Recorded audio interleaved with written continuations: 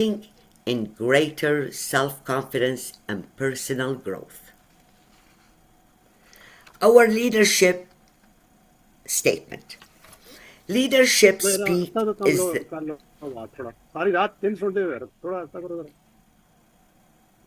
can we unmute, please? Zoom master. Thank you. Leadership statement. Leadership Speak is the premium club for experienced Toastmasters to become better, self-directed leaders. We are an advanced club, focused primarily on leadership development in everything we do.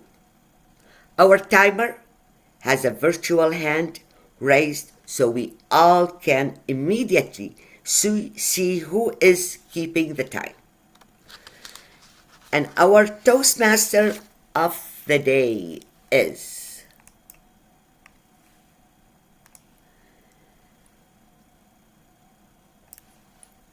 Brahm. Every great meeting begins with a leader who can do more than just keep the agenda moving. A Toastmaster of the day creates the experience, establishes the standard, and connects every element of the meeting into a purposeful journey. Today's theme is legacy leadership.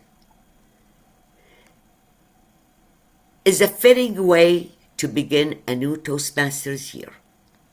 Legacy is not something we have behind one day. It's something we build through every decision we make, every commitment we honor, every person we develop, and every standard we refuse to compromise. Brahm is the founder of Leadership Speak and serves as the keeper of the vision. His passion in developing leaders who lead with intention, service, and excellence, and connection. Under his guidance, Leadership Speak has become recognized as the world premium advanced Toastmaster club, setting benchmark for leadership development and speaking excellence. Please help me welcome our Toastmaster of the day, Toastmaster Brahm. The stage is all yours. Thank you, Presiding Toastmaster, Madam Presiding Toastmaster Gilda Shlah. Thank you very much for that introduction. Leadership Speak has existed for just over 4 years. We charted on February the 17th, 2022. With this mandate, this is an advanced Toastmasters club, and as an advanced Toastmasters club, it's a very specialty club focused on a certain aspect of development. And this is what we are focused on. This is our mandate. Every member in this club is aligned or is becoming more aligned to this mandate that we have for the club. It's not an easy mandate, of course, and members and guests who come here lean into it and see what it means. So today, we're going to expand more on self-directed leader into what we call legacy leadership, which is our theme for this meeting. Now, before this meeting, I had requested everyone in the chat, in WhatsApp, do not rename yourself. There's a reason for it. When you come here with no titles, with not saying anyone is the president, or I'm the VP of Education, or I'm the grammarian, or there are no titles, there's no DTM, nothing. So we live in the hierarchy of anything and role playing and now become present. I'm Brahm Memone, and that's Gilda Shlah. Even though I did say presiding Toastmaster, which is her role, but she is Gilda Shlah. And you will see many people come here and bring their presence and either speak or provide something to this meeting that will be of great service with excellence so that we can connect, lean in, and learn to be better self-directed leaders. When we do that, we leave behind a footprint and a handprint behind us. It is not what you are becoming or doing, it's what you have left behind. That's very, very important. What you leave behind is the most important thing that you can ever do, because you will move on, you will progress, and then eventually we perish. Natural cycle of life. But what have you done to the planet? What have you done to the people? And so we need to think in those terms. My education speaker that I've been collaborating with will speak more on that, and I have no idea what she's going to say. I'm really looking forward to that. I will be introducing to her shortly. So when people say, buckle up your seats and let's take off, I say unbuckle your seats and let's take off. Open your minds and let's take off. Let's see what sort of legacy this year we are going to create, because this year is very, very important in any organization, in any club, whether it will survive and keep thriving or it will flounder, flourish or flounder. And this is the defining year for Leadership Speak. Like every other organization, in the 5th year, things begin to happen. And what will they do with that 5th year? Will they start being permanently up there or keep going like a yo-yo? So this year, this is our my main focus and the club's focus and every member's focus actually. We have created a special team called Presidential Team where people are focused mainly on legacy. This is a new year, new Toastmasters year. This is the very first meeting. Now we may have changed the calendar and turned the page over in the calendar. But what are we really doing here is make sure that our standards are the same. We do not change the process that has worked.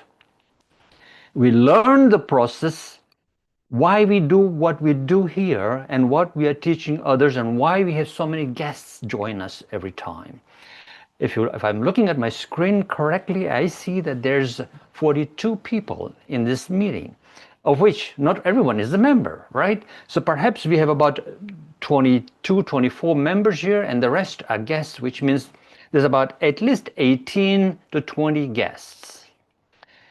Now, that is a big number for any club to have, because every meeting, everything that we do here, every speech, every role, every evaluation, every conversation builds to being a self-directed leader. But also today and going forth this year, we are building a legacy with everything that we are doing here. And it's not for ourselves. I'm not here for me. I'm here to provide something as a service to you. So dear guests, do lean in. I know you always do. Most of you have coming back, and I've seen the guests. Many of you have come here many, many times before.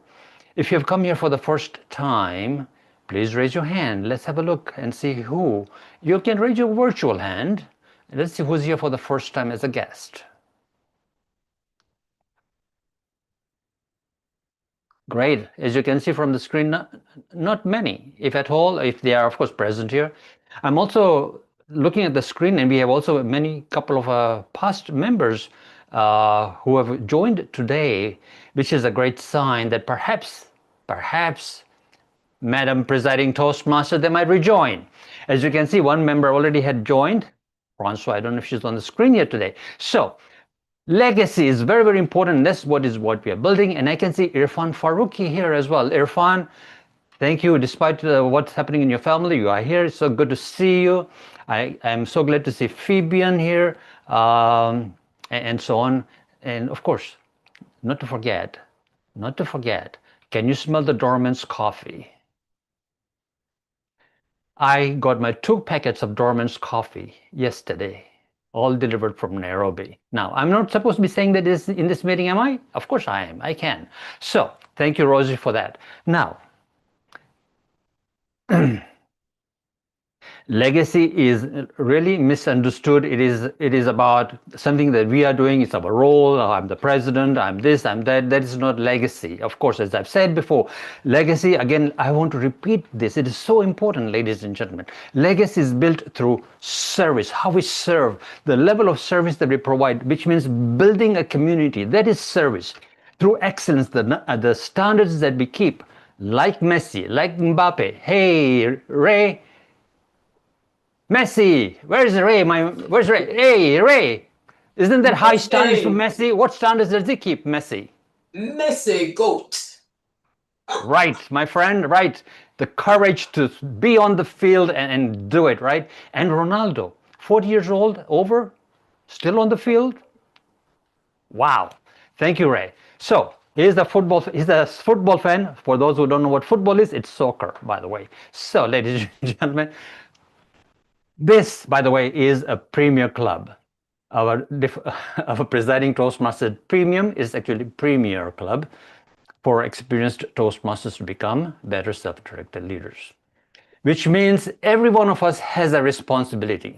Every one of you here on the screen has a responsibility to make sure that you're moving forward and becoming better self-directed leaders. You're not simply participating as a role and performing a role, and then you're saying, am I going to do my role well? And I'm nervous, and this is a high premier club, and so I'm nervous. Am I going to? That will defeat the purpose.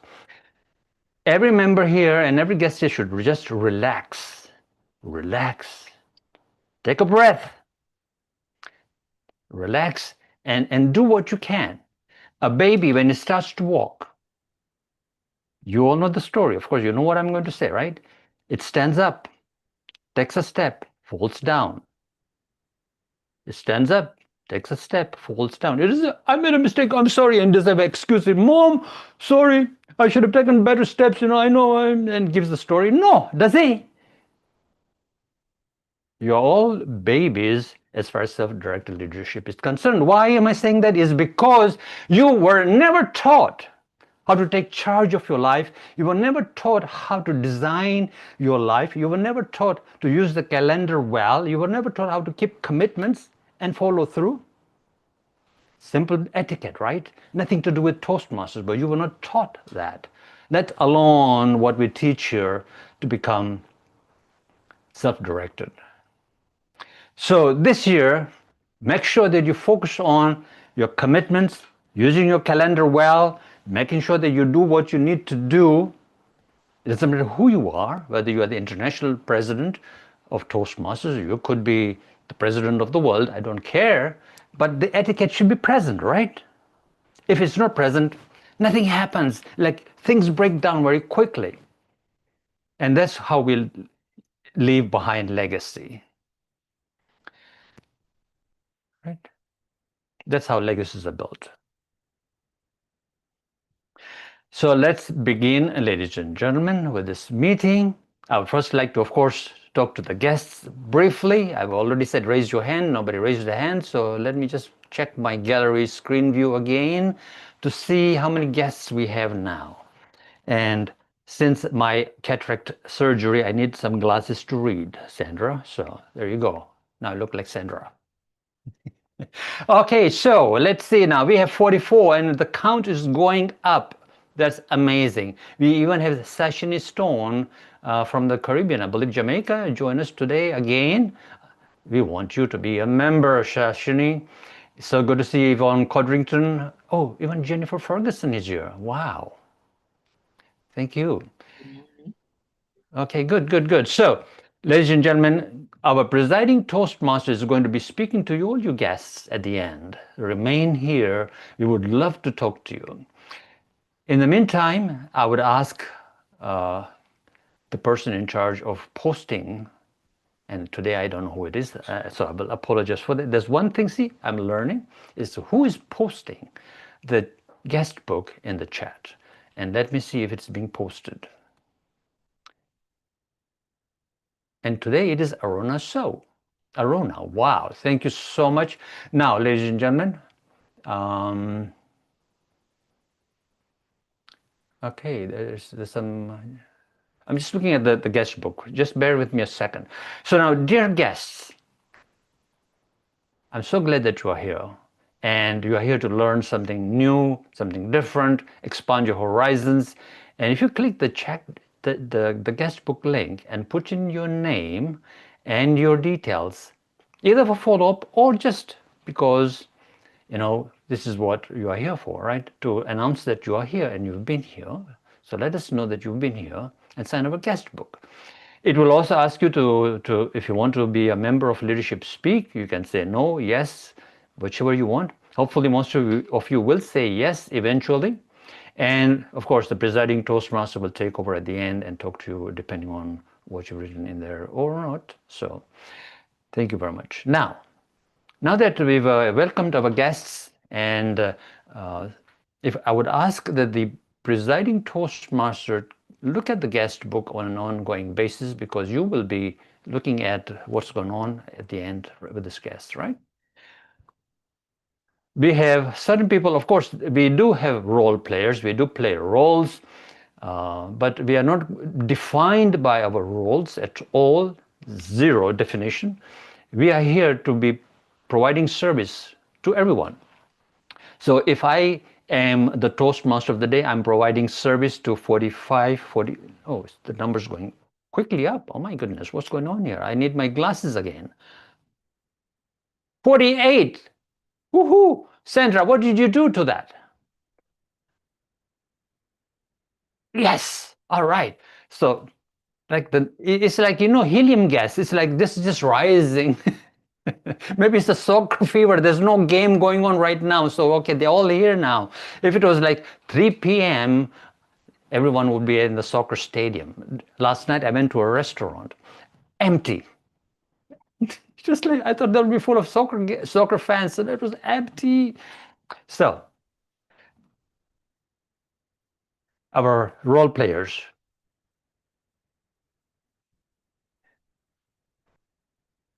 I'm checking my agenda over here, and my first role player is going to be, of course, somebody who's going to be raising the toast. So I'd like to invite Rashmi Udeshi here. Rashmi. Hang a second. Before we do that, Mr. Zoom Master, thank you very much. Thank you. See, on the queue, we're all learning. So now, Rashmi, tell me about legacy leadership. What do you think it means to you? Thank you, Toastmaster of the day, Brahm. Legacy leadership is about leadership, which after the tenure leaves an impact that takes us long way about the people, the structure, and the culture. And that's legacy, which is to be remembered. Thank you. Thank you very much. Today, of course, in Leadership Speak, we raise a toast, and it's raised in a certain manner. And it is, of course, a level 3 elective in Pathways. So actually, Rashmi is doing a level 3 elective. There's two speeches that you do in that one elective, because they're the short speeches, and this is one of them, is raising a toast. Ladies and gentlemen, over to you, Rashmi Udeshi. Dear fellow Toastmasters and esteemed guests, legacy is something that we leave behind. As we walk along the path, we create moments and stories that inspire others. It shapes what we empower others, the leaders and mentors we develop, the words of encouragement we give, and that shapes how we create legacy, the impact that's created by the leaders. It's not about the awards or the title, but the voices that keep others inspiring. I reflected on my journey as club president of the Toastmasters Club and thought, what is the legacy I would like to leave? And for me, this was Dare, Elevate, Shine. This is not just a theme, it's the way of our thinking. Dare, from fear to courage we grow. Elevate, from good to great we go. And shine, from learner to leader we transform. And this, I wanted to cherish it in a way that's remembered. And we created, inspired by this, we created Dare, Elevate, Shine, the voice of the Toastmaster, our quarterly magazine. It captures and honors our members' stories of inspiration, growth, mentorship, leadership within the club and beyond the club. And when new members come in, it is not that they will remember always the precedents that served, but if they can be inspired and take the stories, the culture, the commitment of growth and togetherness from this, that is the legacy that inspires, and that is the legacy we leave behind. And today, as we move on to new leadership, and we urge all opportunities to members to grow, to celebrate them, and to give them voice and empower them. And for this, let's all not be the voice only, but we empower our members in future to dare, elevate, and shine. Dear ladies and gentlemen, I now request you to unmute your microphones, turn on your cameras, and raise your glasses. To legacy leadership. Legacy leadership. Cheers. Legacy Over leadership. to you, Toastmaster of the Day, Brahm. Thank you, Madam Presiding Toastmaster. I hope you're not having wine over there, but if you are, it's fine too. Now, we heard Cheers. Rashmi Udeshi mention that she talked about, of course, exactly what we were talking about earlier, is legacy is not about titles and status and so on, but it is the footprint, the impact that you live behind, being the difference that you be the difference. And then she told us a great little story about her own experiences in Dar Toastmasters Club. Now, if you look up on the dashboard, and you all know what the dashboard is, you are Toastmasters. If you're not, consult your VP of Education. They will let you know. On the dashboard, if you look up Dar Toastmasters, which is in Tanzania, where Rashmi comes from, she's in Tanzania, Dar es Salaam right now. That club has done extremely well in the previous year. And so congratulations, Rashmi, you really do walk your talk. And in fact, there's, I think, 4 members from Dar Toastmasters Club on this screen right now. Rashmi Udeshi, Atul Varanasi, and of course 2 new members, Liam Minja and Sajida Master, are right here on the screen from Dar Toastmasters Club. And why are they here from Dar Toastmasters Club is they want to expand their horizons and learn what they are learning from here and take it to their club and even get even better at what they do. And they have been. And that's why they have become such a successful club. And I'm not taking all the credit, of course, because of us, but there's something in this club that draws people. And Atul, on a constant basis, is recommending members from District 114 to join here. And quite a number of members are beginning to join. And of course, the Dar Toastmasters here is all Atul's recommendations, by the way. So Atul, thank you very much. Now, the role players. They're not playing roles, but they are role players anyways. And our timer is going to be, she's going to explain what the timer is, with presence and being here, and of course leaving a legacy behind with what she's doing, small role as it may be, but very important. Small in terms of she'll be in the background most of the time. Nelly Ayodo, can you please come here and let's have a talk. Nelly, what does legacy leadership mean to you? Legacy leadership means leaving an impact, influencing others and the impact you leave behind after you have influenced them. Wonderful. Over to you, what you're going to be doing today. Good day, fellow Toastmasters. Today, my role is of the timer. I will time each speaker according to the agenda and signal using virtual background colors of green, yellow, red. After each segment, I'll post the timing results in the chat. Back to you, Brahm. Thank you very much, Nelly. The next person that I'd like to call on, oh, by the way, Nelly Ayodo is from Kenya, and she lives in Nairobi. So, and I studied in Nairobi. I was born in Kenya. So, asante sana, Nelly. Next is our grammarian, Ghada Almorjarkish. Now, I've some nothing very exciting about Ghada. Why? She's only 5 miles from where I live. So she lives in Canada in Oakville, but the exciting thing is what she does out in the real world.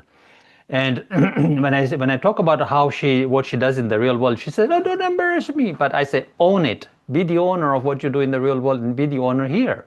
It's the same thing. There are no sort of compartmentalized. Like you can show ownership here, or ownership in your business, but not here, or here and not in. It's the same thing. So it's ownership everywhere, right? And stewardship. And so I'm relying on you, my dear, this year to be a prominent leader in this club.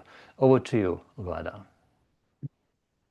So you didn't ask me about legacy leadership. What does it mean to me? But I'll answer this question. Legacy leadership lights the path before others trust their own steps, and plants belief before they find it in themselves. Thank you. Now, fellow Toastmasters and honored guests, as a grammarian, it's my responsibility to pay close attention to all speakers, listening carefully to their language usage. I'll take note of any improper language as well as any outstanding words, quotes, sayings, or thoughts. Also, as a grammarian, it's my duty to introduce the word of the day. For today's meeting, the word is stewardship. It's a noun and means the position, a duty, or act of taking care of something that belongs to or affects others. Example, his stewardship to the team, transformed it into legacy of excellence. Each speaker is encouraged to use the word of the day. I'll give the grammarian's report when called upon during the meeting, and also report on the usage of the word of the day. Also, I'll post this word in the chat box. Thank you. Back to you, Brahm.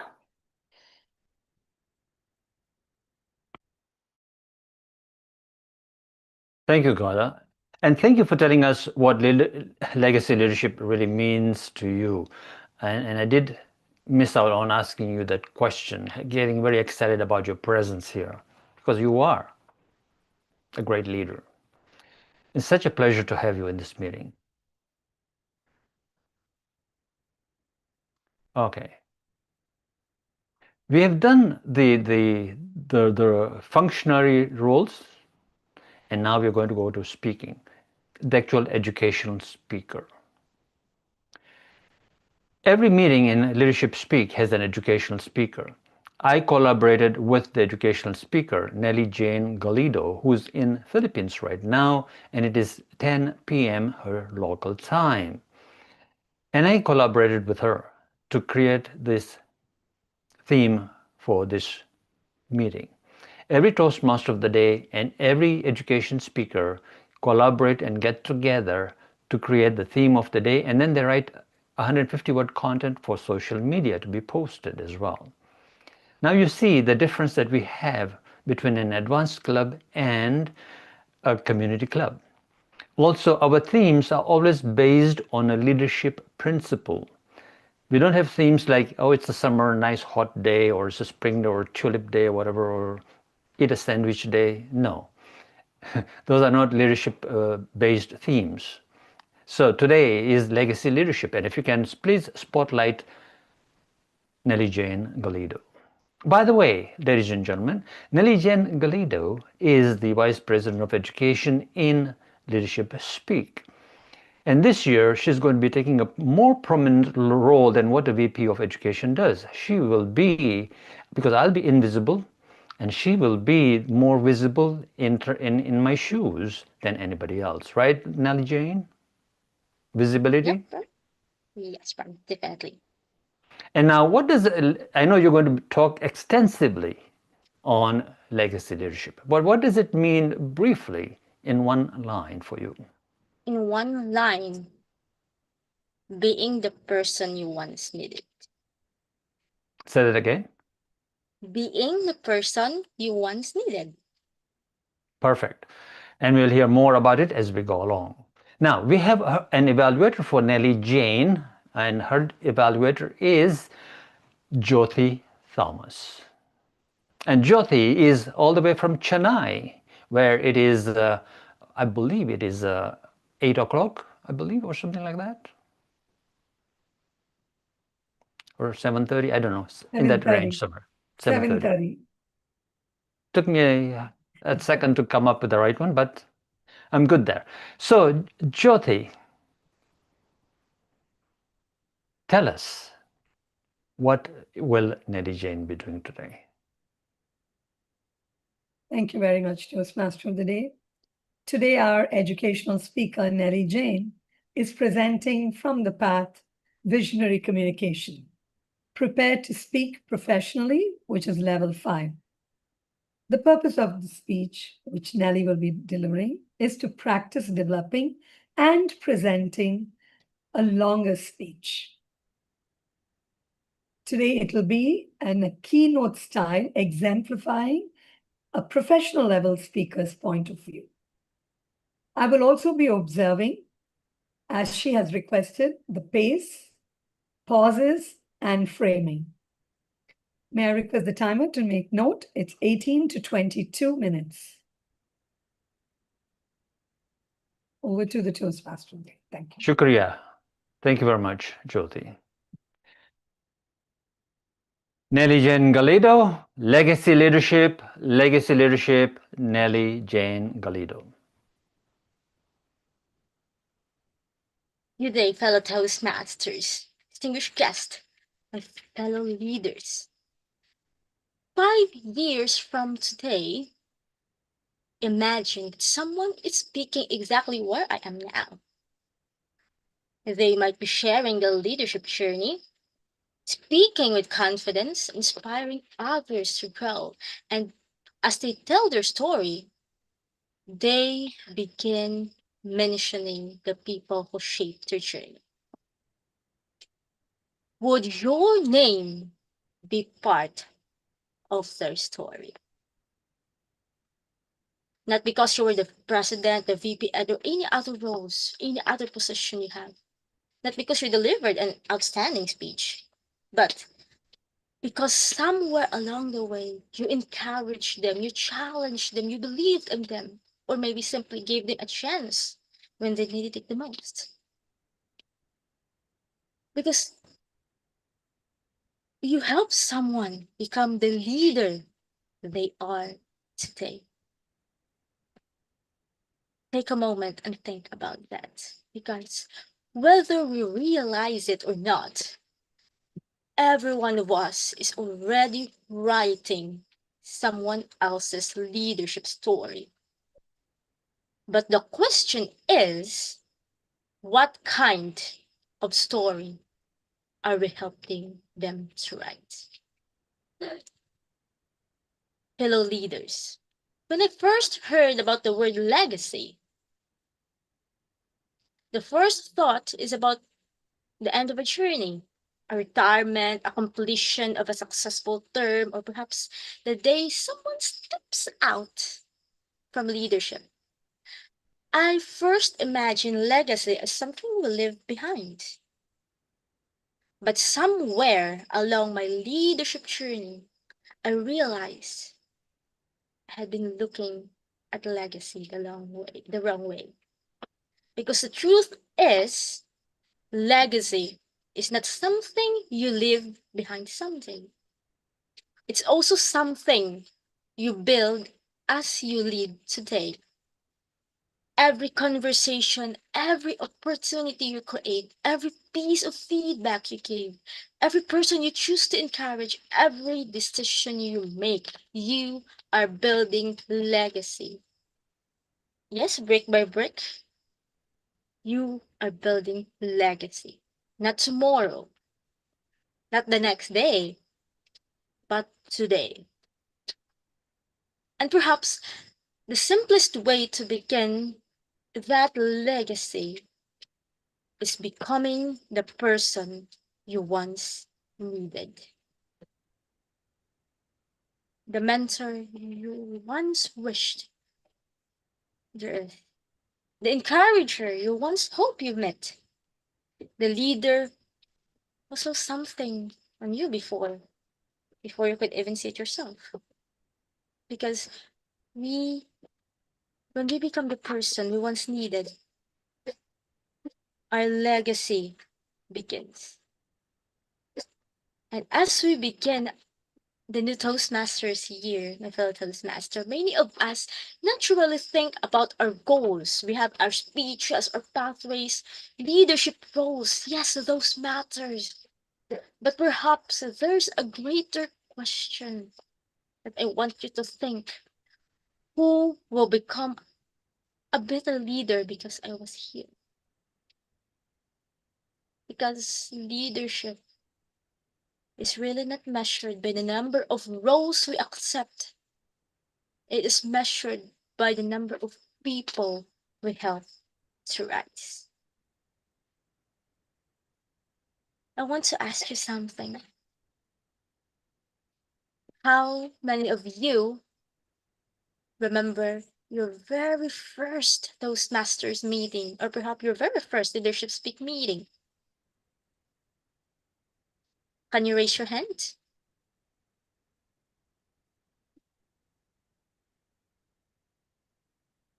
Thank you so much. You can see that. Perhaps during that time, what did you feel? Were you nervous? Were you unsure? Were you wondering if you belong? Maybe that time your heart was racing when someone asked if you'd like to take a role, or maybe you thought, I don't think I'm ready. Now, I want you to think about this. Beside those feelings, there is someone who believed you were ready, someone who invited you, someone who encouraged you, someone who made you feel welcome. And without realizing it, they become part of your journey. I know exactly how that feels.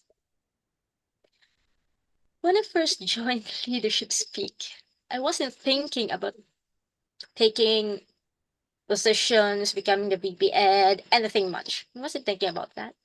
I wasn't thinking about being an educational speaker, speaking for 20 minutes, 20 to 22, or mentoring members. I was just thinking to become a better speaker. Just want to learn how to talk, to gain confidence, to be able to talk to more than 5 people, just 5 people. Like many other people, I questioned myself too. I keep on asking, was I good enough? Will people even listen to me? Would I ever become confident speaker in front of others? And the truth is, confidence didn't suddenly appear in one setting, in one morning, in one meeting.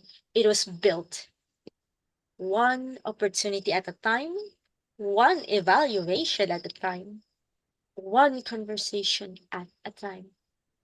Leaders in this club makes me grow. They celebrated my progress, no matter how small. They told me what to do next on my next speech. How can I improve? Most importantly,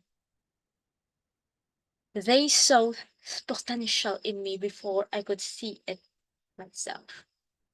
So today, as I stand before you at this platform, I realize something profound. I am standing here on someone else's legacy. The opportunities they created became the opportunities I received. The encouragement they gave became the confidence I carry today. That realization changed the way I see leadership. Leadership is not about being the person everyone remembers. It is also about becoming the reason that someone else discover what they are capable of. There's an old saying, fellow Toastmasters. A society grows great leaders when people plant trees whose shade they know will never stick under. And I love that line because legacy leadership is exactly like that. It is planting seeds whose harvest may belong to someone else. Imagine planting a rose garden. You prepare for the soil, you water it, you plant each rose with care. You water it again, you prune it, you protect it from the scorching days and heavy rains. You patiently nurture it, knowing that, yes, growth takes time. But before those roses bloom in all their beauty, your journey takes you elsewhere. But someone else walks through your garden. Someone else pauses and admires the blossoms of the flowers. Someone else breathes the fragrance.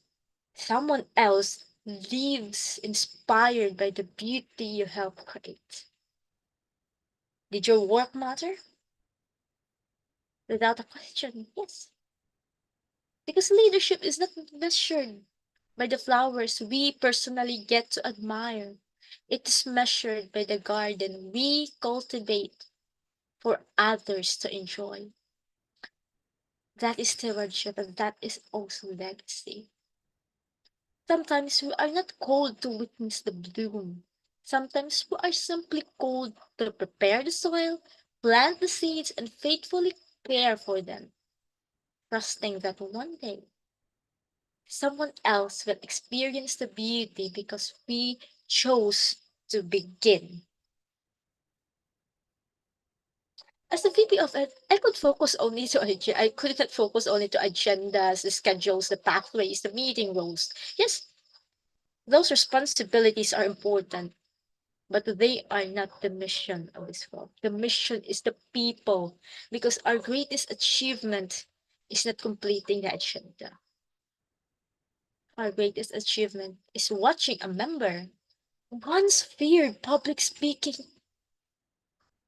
confidently mentor another member, becoming a self-directed leader. Our greatest achievement is seeing today's guest, yes, I'm talking to you guest, become tomorrow's better self-directed leader. Our greatest achievement is multiplying confidence. That is legacy. I'd like to invite everyone to participate with me one more time. Now, think of a person in this club, maybe a past member or a current member. Think of a person, just one person who encouraged you. Just picture them out. You don't have to say their name, just picture them up in your mind. Now, I want you to think of one newer member or a member you don't usually talk to. Just think of that. Maybe someone who may be wondering where they belong, whether they belong here.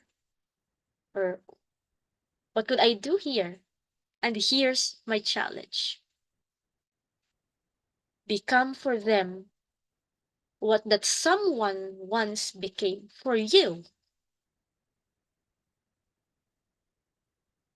We think legacy requires extraordinary moments. Nope, nope, nope, nope. It doesn't. Legacy is often hidden inside the ordinary choices we make every single day. Replying to a message, inviting someone to take the role, giving thoughtful feedback, checking a guest, checking on someone after the meeting. The smallest act of encouragement today may become someone else's greatest turning point tomorrow. So, as we begin this new Toastmasters year, I hope we don't simply ask, what will I accomplish? Is it how many pathways should I take? How many speeches should I deliver? Instead, let's also ask, who will I encourage? Who will I develop? Who will become more confident because I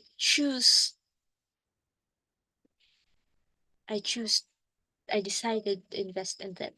Because one day our terms will end. Our titles will disappear from the agenda, and that is perfectly fine. Because leadership was never meant to last forever. Legacy was. So let us build more than successful meetings. Let us build confident speakers. Let us build courageous leaders. Let us build a culture where every person who walks through the Zoom room leaves believing a little more in themselves. Fellow Toastmaster, I like to end where we began.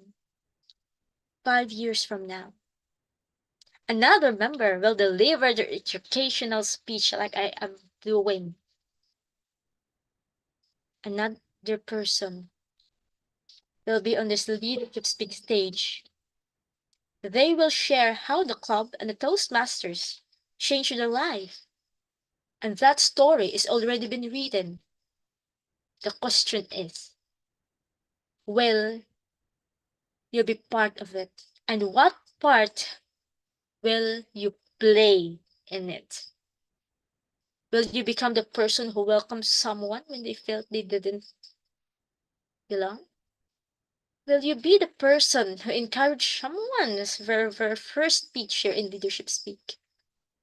Will you be the mentor who saw potential in a member before they even saw it in themselves?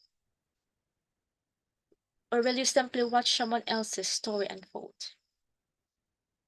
So today, I want to leave you with a challenge. Don't wait until you're elected as a president. Don't wait any other positions.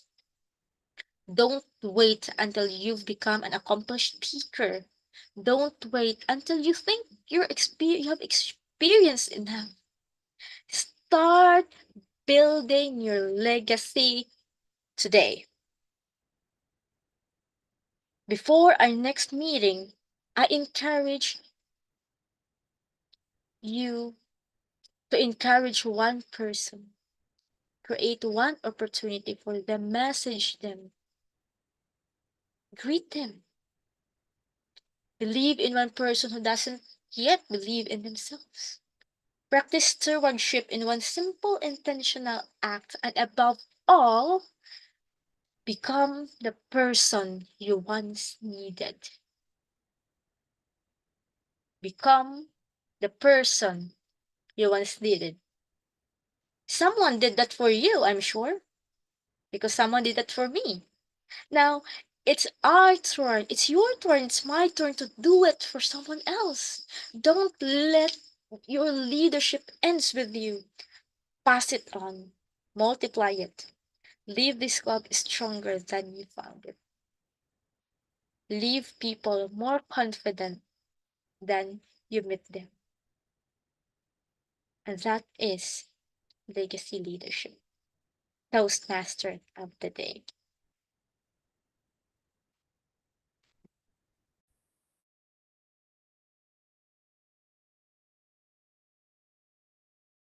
Thank you very much. What a wonderful presentation. Of course, I'm going to something very important that our speaker said, right? Legacy is not something you leave behind someday. It is something you build as you lead today. What an incredible statement.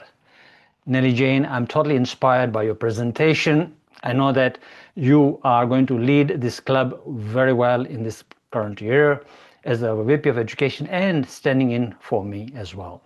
Thank you. I know I put you on the hook, right, for standing in for me, but that's what it is. I'll do my best to coach and mentor everyone here from behind the scenes. All right, ladies and gentlemen, our next presentation. We now go on to the speakers. And all the speakers as well, of course, are club officers. The members of this club have voted these people in to lead them to become better self-directed leaders and to leave behind a legacy.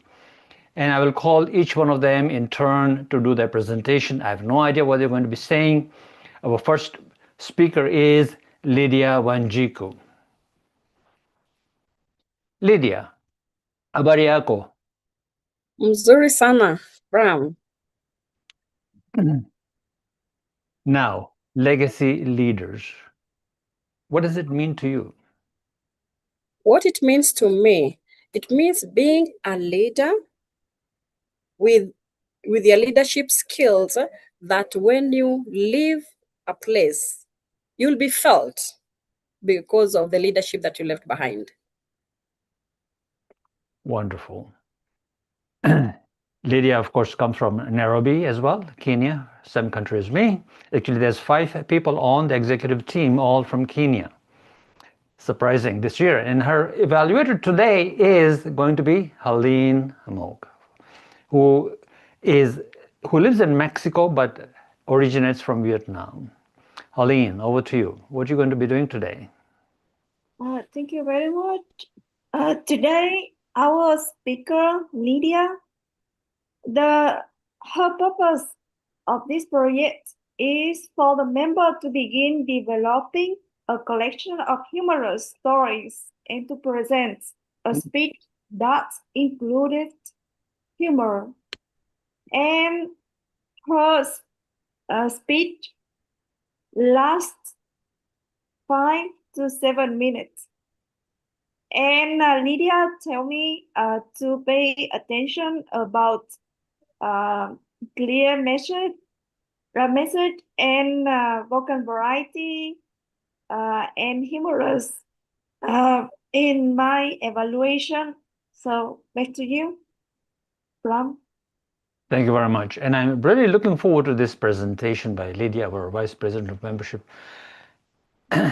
Ladies and gentlemen, Lydiah Wanjiku, The Hidden Power of Stories. The Hidden Power of Stories, Lydiah Wanjiku.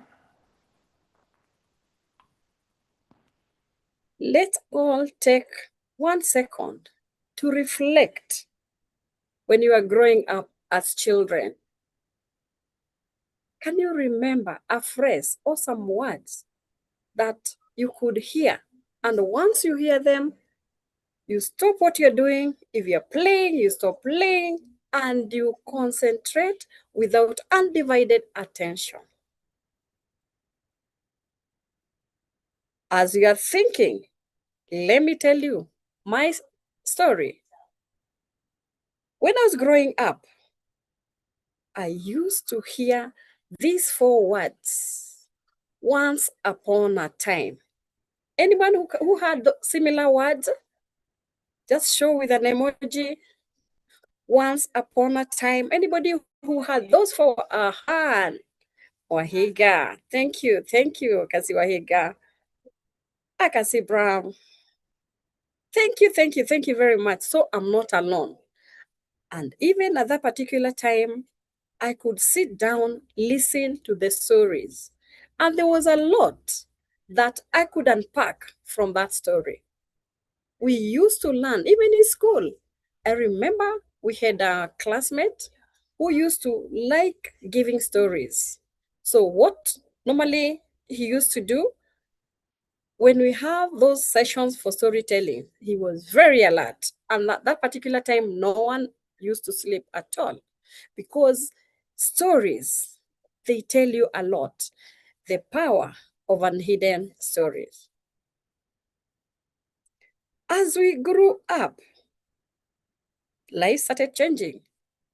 In our professional world, we were told, talk about data, analytical data, presentations. So we had to put aside the stories, because now, even in organizations, when they have some changes in the organizations, what they normally do, they talk about data. They say, we need to work more so that our organization can double the profit to 100 or 95 to 100. Or workforce is going to go down from 50% to 20%. Now it's data. But still, we have a lot to learn from the stories. Some 2 years back, an organization went to Kajiado, that is in Kenya, and they saw women walking 5 kilometers to go and fetch water. They looked at it, they said, no, we need to do something. They came up with a fantastic budget. Then they went, they drilled water, very nice borehole, put the tanks nicely, and very nice taps, and they even fenced the place. It was a beautiful place. After 6 months, they went there. It was still the way they left it. No one had gone to use that water. The women were still comfortable walking some 5 kilometers. Then one of the fine days when you were having interagency meeting, that organization talked about it. Coincidentally, I had a research I was doing in that area. So I went with my team. Then we found one lady just preparing to call the others so that they can go to fetch water the 5 kilometers. I introduced myself. Hi, how are you? I'm Lydia. And what is your name? Tekla? Oh, Tekla, I see you have a very good project here for water. Yeah. It is very good. We appreciate it, but we don't go there at all. Why you don't go there? Oh, no. For me, when I walk with my neighbors, 5 kilometers, we talk a lot. We share a lot. And each and every one of us has a story to tell. One will say, I was beaten last night. The other one, I was locked outside. As they say, women have a problem without a name. I'm sure women here can relate. If you can relate with me, please, let me see an emoji, women. Thank you. We have a problem that doesn't have a name. So when we share that problem without a name, they are very good stories whereby now it was a problem last night.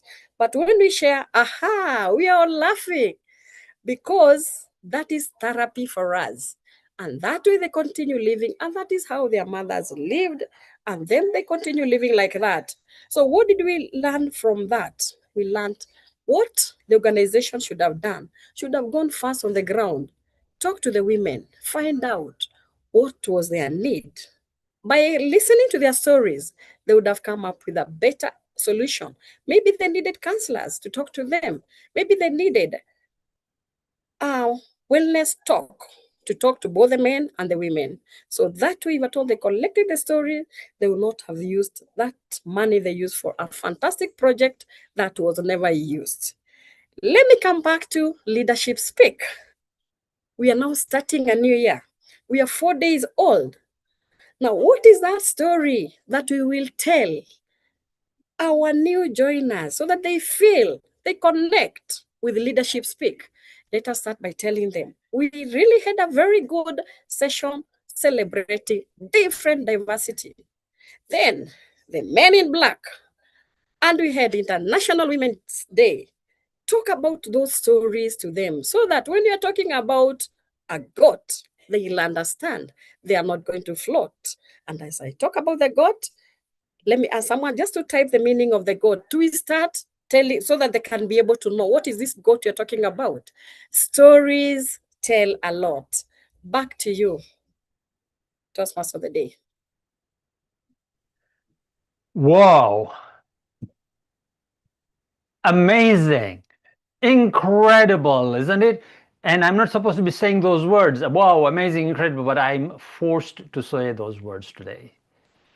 The reason being, did you hear that story about the women? It was so, because I come from Kenya, and I know how the rural areas work, and I had already, because I come from Kenya, I had already guessed why this project would fail, and it was exactly what Lydiah had said, confirmed it for me. Self-expression, being able to tell your stories to each other and having that conversation. 5 kilometers, perhaps that took, I don't know, 45 minutes each way, an hour each way, depending on the speed they were walking in, or maybe just over an hour. And they were able to have a conversation. And it was the daily routine that was unbreakable. And so here at Leadership Speak, or in any Toastmasters, because all of us here are Toastmasters, when you stand up to speak, it's a self-expression of who you are. It is lived here on the stage as a self-expression of what's really going on with your life, or your observations, or the way you see things, or something that you're passionate about. And it's expressing yourself here on stage and learning experientially. Experiential learning is critical. So what are you going to bring to your clubs if you're a guest, if you're going to be joining here, or if you're a member here? How will you tell your story and express yourself the way you ought to express yourself? Thank you. Dear guests, I see that Arona So has been posting the link to the guest book in the chat. If you joined after I announced the guest book link is in the chat. Please go to the chat and click that link and tell us who you are and what brought you here today. And then the presiding Toastmaster at the end will speak to you at the end. My next speaker is our Vice President of Public Relations, Irene Sadia, and she is from Kenya. Irene, habari yako? Zuri sana. Na Tell us wewe je? all. Aya ni mzuri tu, nisikia mzuri hapo, lakini jasho ni moto sana. So we were just saying hello in Swahili. Irene, can you please tell us what you, in one sentence, think of legacy leadership? Thank you very much. What I think about legacy leadership is building a culture that continues to inspire excellence for those who are coming after us and long after the leaders who created it are gone. Wonderful. I love that. And your evaluator, Irene, is Robin Stone from South Africa. Robin, how are you, my friend? I'm good, thanks. Are you that rolling stone that gets no moss? Right now, I'm quite stuck, so I'm all right, good. in the right place. And what is Irene doing today? Right, Irene is going to give us some more storytelling. She's speaking from the dynamic leadership path, and it's level 3, project 4, and this is connect with storytelling. And in the speech, Irene will be practicing with her storytelling. Back to you, Brahm. Thank you. Ladies and gentlemen, Toastmasters members, Irene, Sadia, can I? I can. Can I? I can. Irene, Sadia. Beginning of a new Toastmasters year is usually filled with excitement. Congratulations, handovers, new officers stepping into new roles, and new ideas of hope of what lies ahead. From the outside, it's a season of confidence.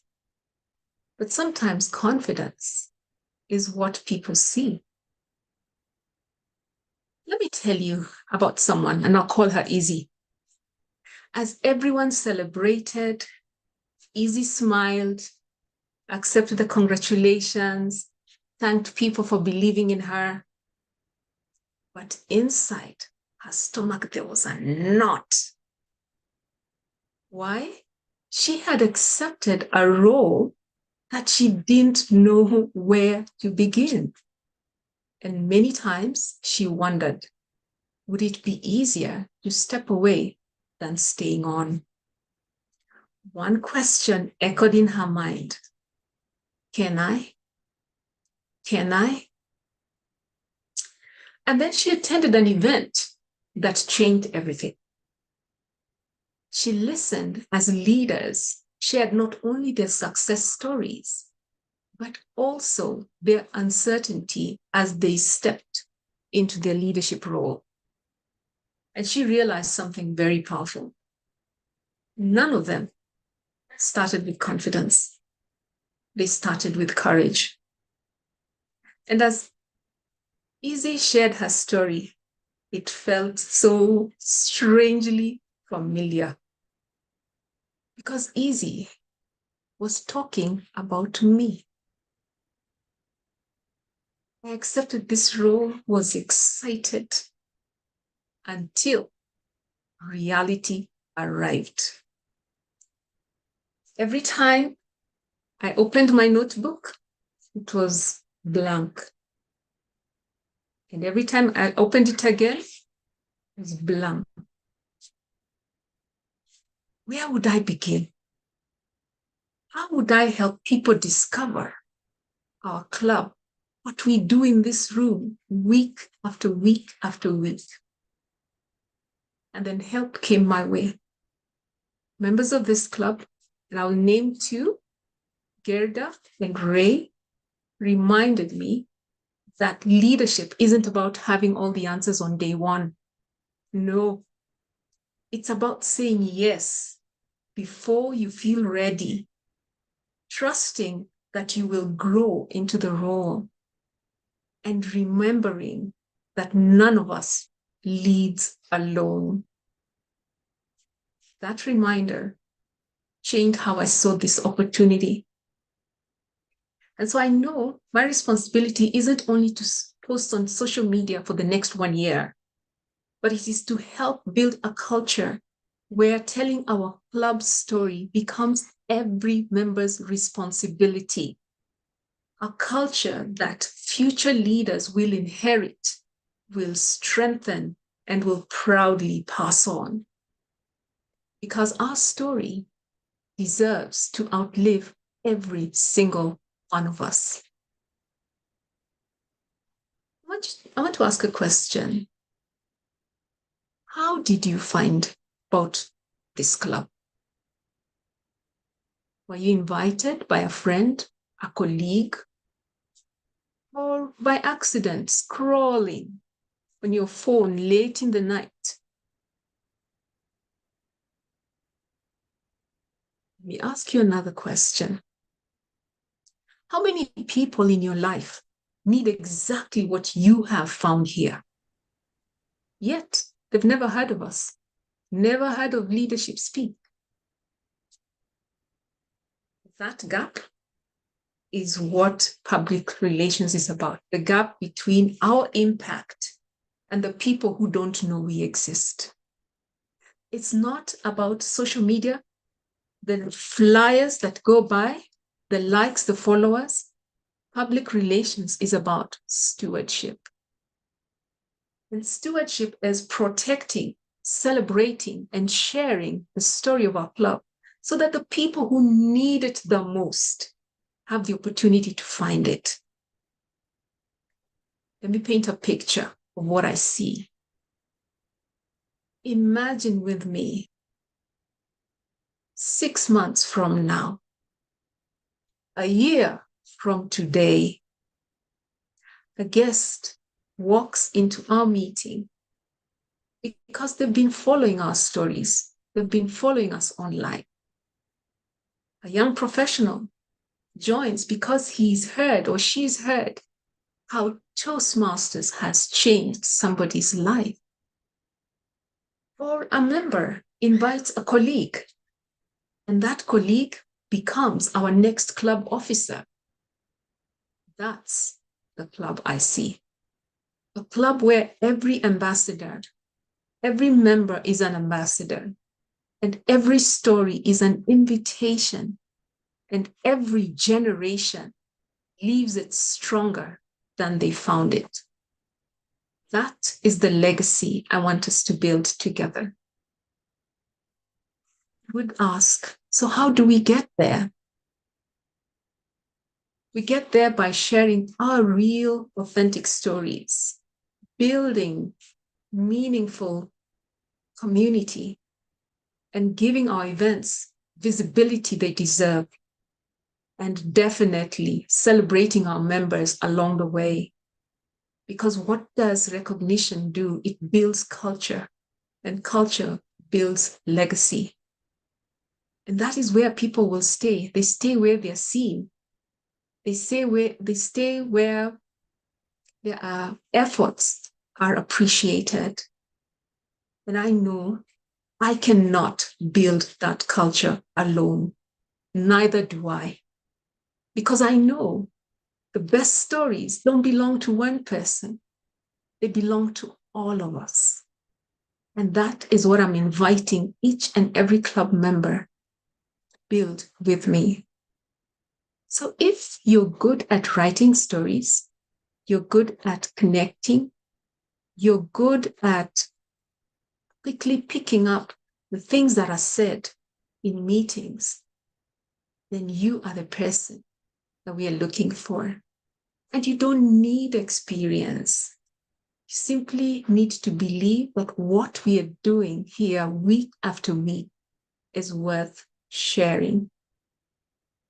Because every story we tell becomes someone's reason to come into our meeting. I'd like to leave you with a thought. Have you ever asked yourself, can I? And then discovered that I can.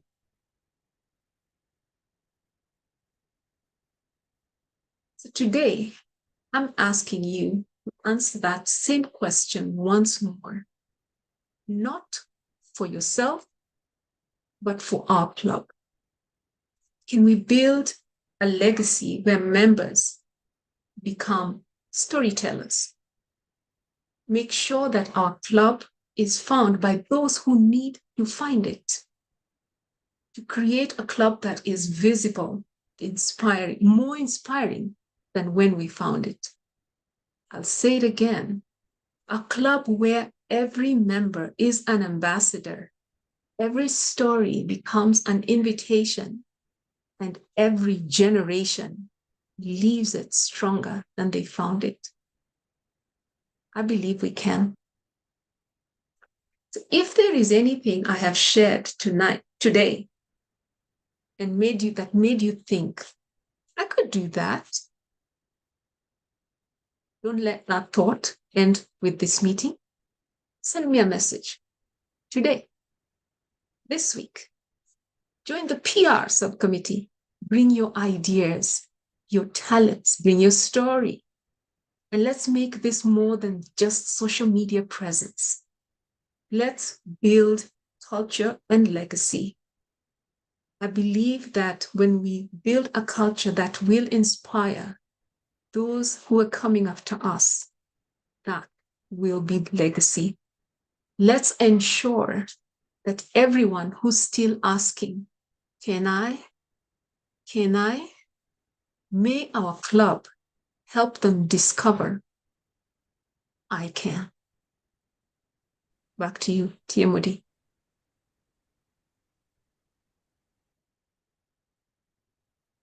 Thank you.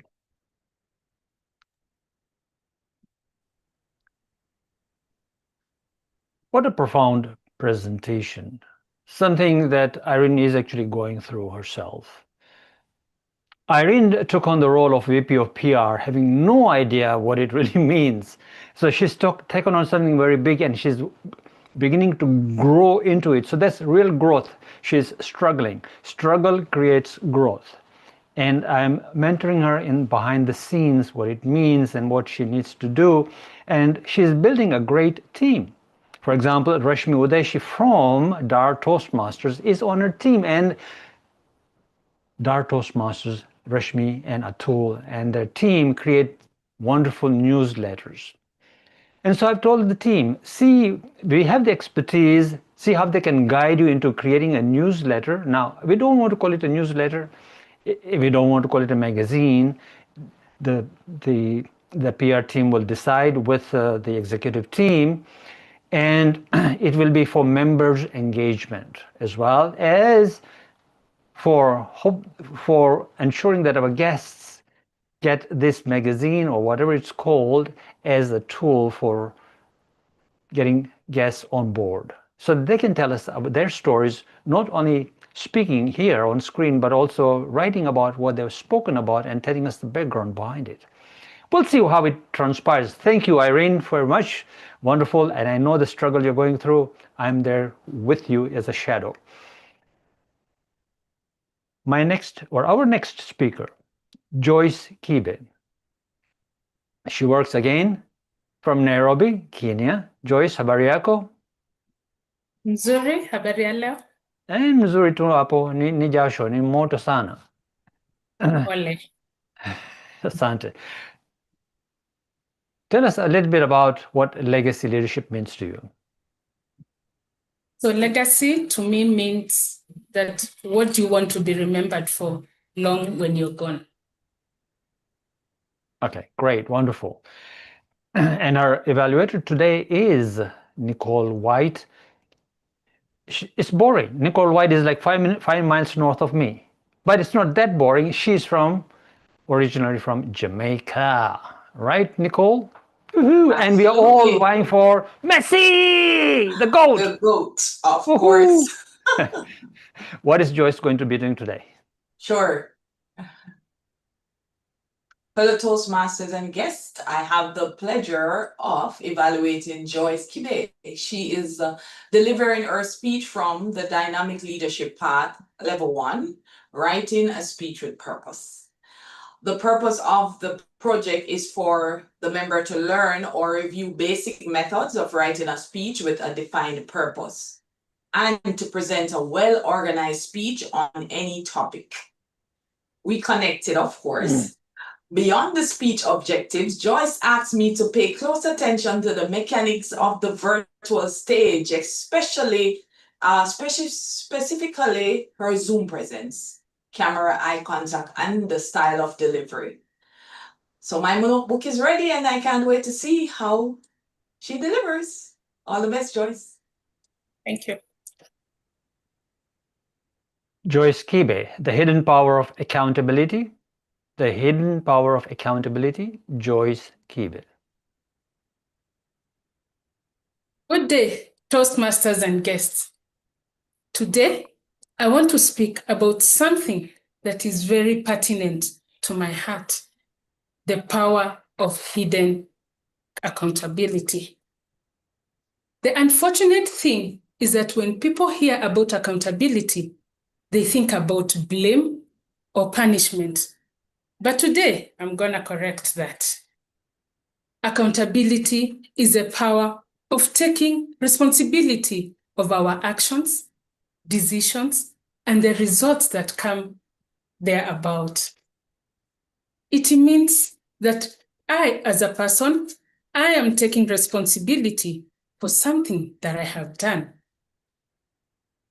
The hidden power of accountability transforms intentions into actions. Picture this. At the beginning of the year, we all had our resolution.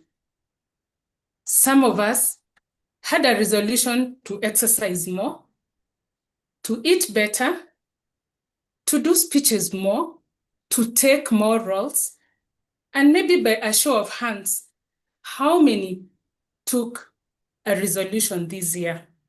By a show of hands?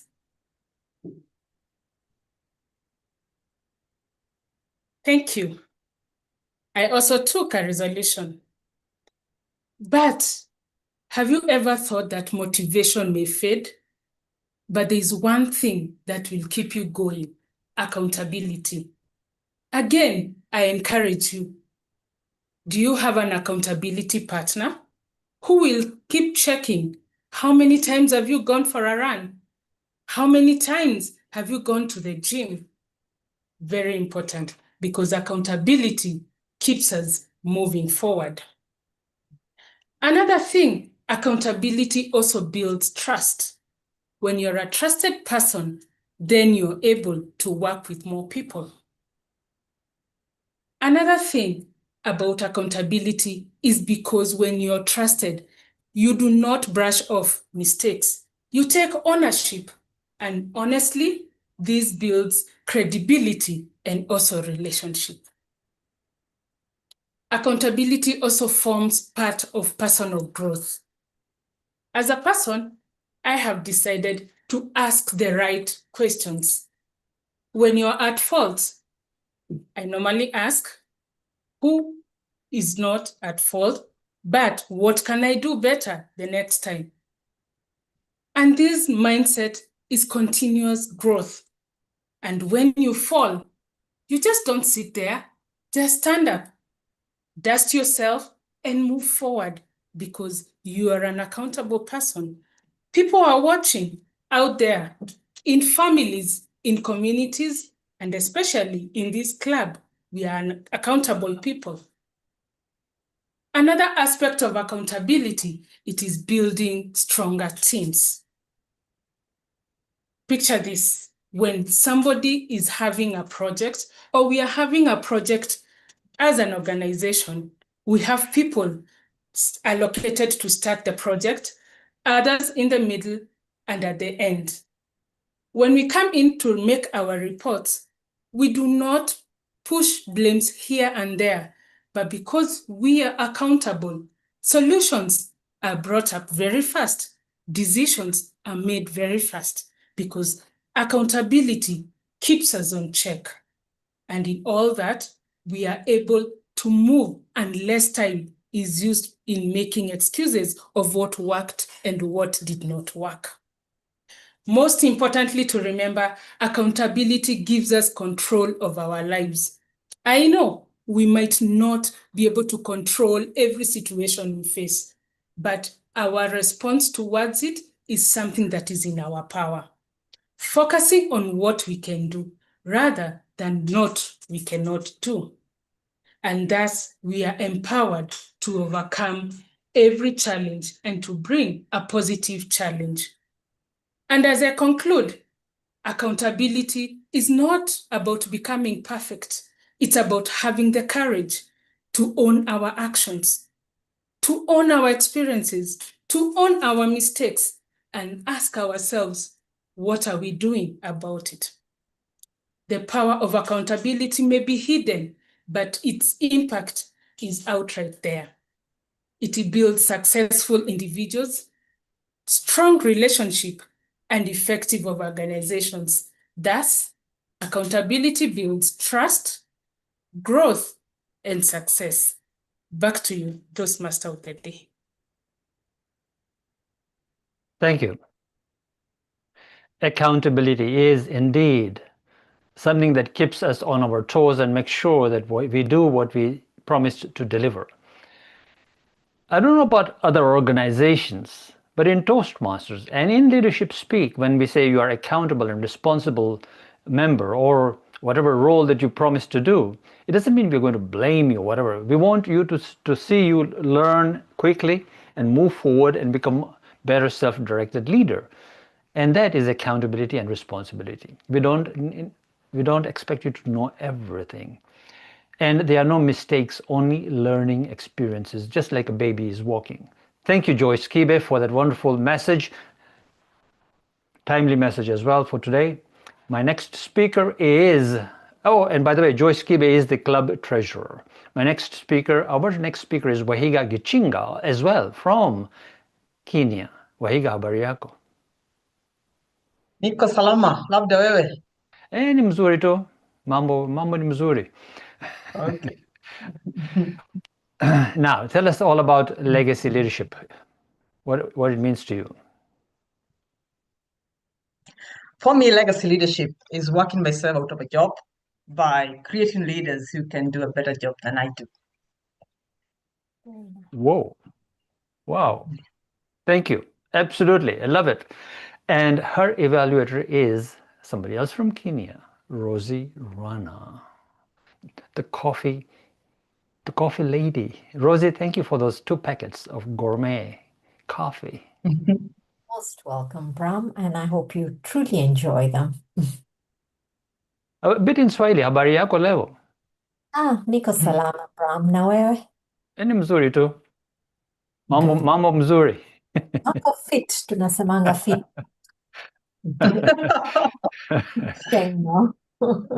Rozy, what you going to do for Wahiga today? What's she doing today? Thank you, Brahm. Wahiga today is working on her persuasive influence path. She's in level 5, but today she's delivering from the Leadership Excellence series. This is a series or a set of presentations that discuss leadership and making one a stronger leader. Wahiga says to me that because these presentations come with scripts, and while she does modify them and adapt them, there are scripts, and today as she delivers, she wants to come across more natural despite the fact that there are things that are being read. I look forward to hearing Wahiga's presentation. Back to you, Brahm.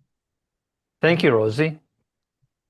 Wahiga Gichinga, the heart of leadership in service. The heart of leadership in service, Wahiga Gichinga.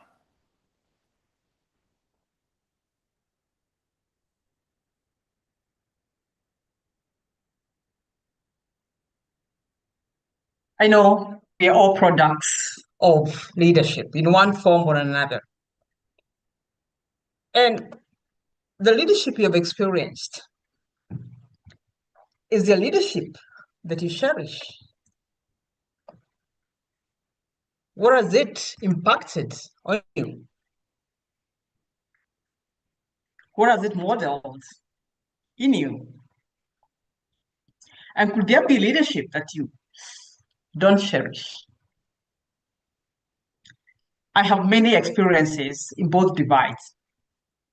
And at one point, I had both almost one experience.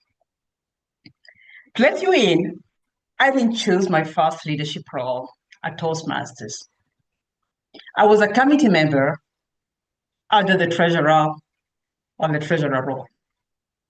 Now, in the new year, after the first meeting, the treasurer called me and asked me to hold brief for him in the second meeting because he would be going for a business meeting in Uganda, a neighboring country, which I obliged. 9 years down the line, he hasn't come back from that trip. And that's how I found myself stepping into his shoes. But as fate would have it, I met a colleague in the EXCO who changed the narrative of who a leader should be or what a leader should do. Let's call her Mary.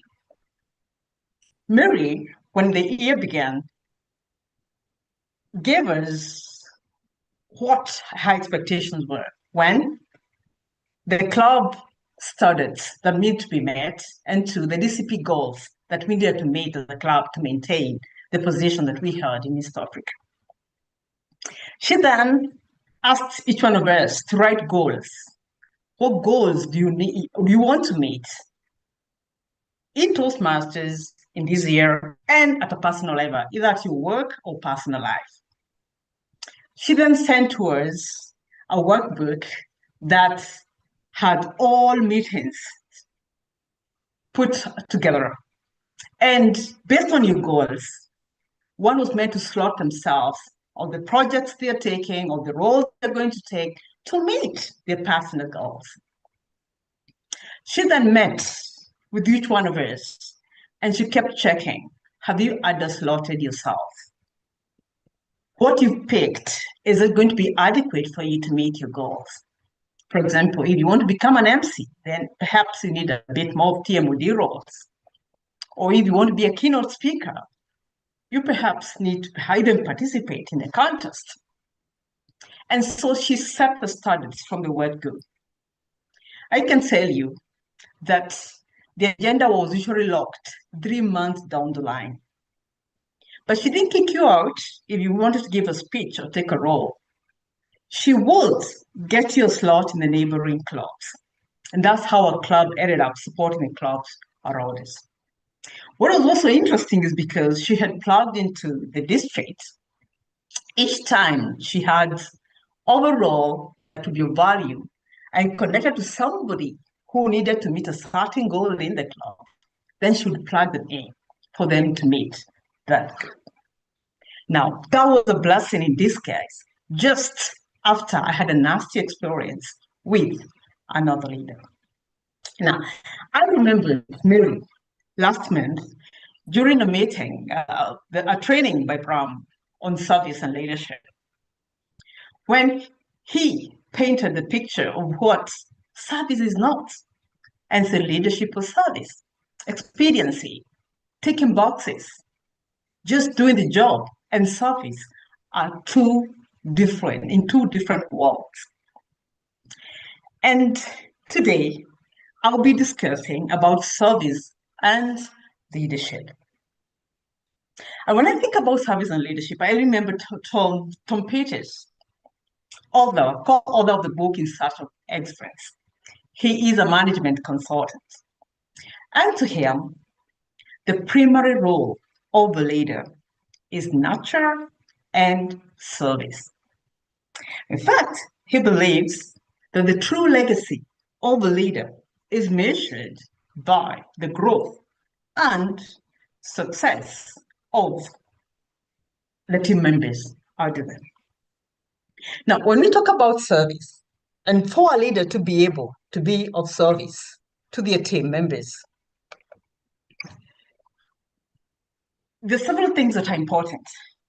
One is for a leader to know where they're going, what's their true north, what are the goals at date, what standards needs to be met on one hand. On the other hand, is to know their team members, not as a group, but each one of them. Who are they? Where are they coming from? Where are they going? What are their strengths? What are their weaknesses? And could they have something in their bucket list that perhaps you could meet? And this is not written on anybody's face, which means it takes the leader to take time with each one of them to understand each one of them. First is to see how they tie into the big picture of the organization. And this is an exercise that reveals something: gaps in strengths, gaps in terms of the blind spots that could have come up, the weaknesses one of the team members had. And I think this establishment of gaps is the point of service. It is a point of leadership, because then do you throw everybody out, or do you work with them? Do you integrate them in a way that they work? And this is a point where a leader is tasked with sitting with the strengths that are available and helping each member in the team see themselves in the bigger picture of the organization. And what is interesting is when somebody can see themselves Yes, I'm at A, but I'm required to give service at a level B. That if I do A, B, C, D, then I can be able to be there. Then they get you buy in them into the vision. They want to come in. And this is where the leader determines, do I need to coach this person to up their strengths? Do I need to train them? What is it I can do to be able, for this person to be able to work? So that way, you have given clear direction, not only of what the organization wants to do, but also of the member to work not only on the organizational goals, but also on their personal goals. And what is interesting is this: when each member of your team feels seen, heard, acknowledged, when they feel that you're championing for their success, when they see that you can see their future and you're trying to get them there, then when you put shared goals on the table, then nobody is competing with the other. Everybody wants to shine in their role. And so it is very easy for people to collaborate. Now, the organization is never the leader, nor the organization itself. It's the team. And when you have a team who sees themselves, who see their work in the organization as them working for their future, I bet that's more than a payoff at the end of the year. So because they are motivated not only to work for you, but to work for themselves. But there's something interesting. I mentioned about the gap. And sometimes the gap comes because there are blind spots or there are weaknesses with the team members. And this is a place where a second effort of leadership, of service, is required of the leader. Because the leader is called off to put a ladder for the team members to walk over to the side of service. And what you do with the weaknesses, what you do with the blind spots, determines whether these team members will also unlock their goals, unlock their strengths, unlock their capabilities, free for you to use, depending on how you deal with these pets that they would rather hide. And it's a moment for empathy. It's a moment for listening. It's a moment for training. It's a moment of persuasion by reflecting to the team member what is possible. Should they turn around? Should they sweat? What could be the moment of letting a hand? A moment of perhaps sharing a story of where you've come from for them to know, man, I'm not this bad. What this does, it creates safety, it creates trust. And if people can trust with what can likely bring shame, then you have the strengths with you for you to do what you want to do. Now, what is interesting is this: trust is the glue that holds the organization together. And I know perhaps you've had that. And it could sound like cliche, but I can tell you it's a reality. Because when you have created an environment where people trust, then it's very easy for people to participate, for people to share decisions, information about a decision you've made, for people to criticize, to share their expertise, to rescale them, to show something or do something that can be of value to the organization. Now, for an organization to function effectively, there is the blood that flows in and out of whichever direction of the organization. And that is possible by communication. I communicate in the vision, the goals, the studies, and do you have capacity to listen to the feedback? What is favorable? What is not liked? What do people appreciate? What is it that they don't like? What could you reduce? What could you add more of? And also, as a leader, an opportunity to share feedback also on what did you do well? What can you do better? So when a leader creates an environment where that information can flow from whichever direction, then people move from their silos. People stop trying to look safe. And by that, everybody is present to the moment. It's present to the goal, present to what needs to get done, because they don't fear to be promoted. They don't fear to be ashamed or degraded. Then they can show up as they are. And I think that's the greatest gift a leader can have with a team. Because in that moment, you can shape people, you can develop them, you can guide them to the next level because they are in your realms, because you have created an environment that allows them to be. So with that, it's easier to solve problems, it's easier to deal with mistakes. Why? Because people don't fear that if they make mistakes, there'll be troubles. Why? The environment is safe for people to risk, for people to try. And they're sure, should a mistake come, it will be treated the way you have always treated them, with your blind spots and with your weaknesses. Toastmasters and guests, leadership is not about self. Leadership is about your members.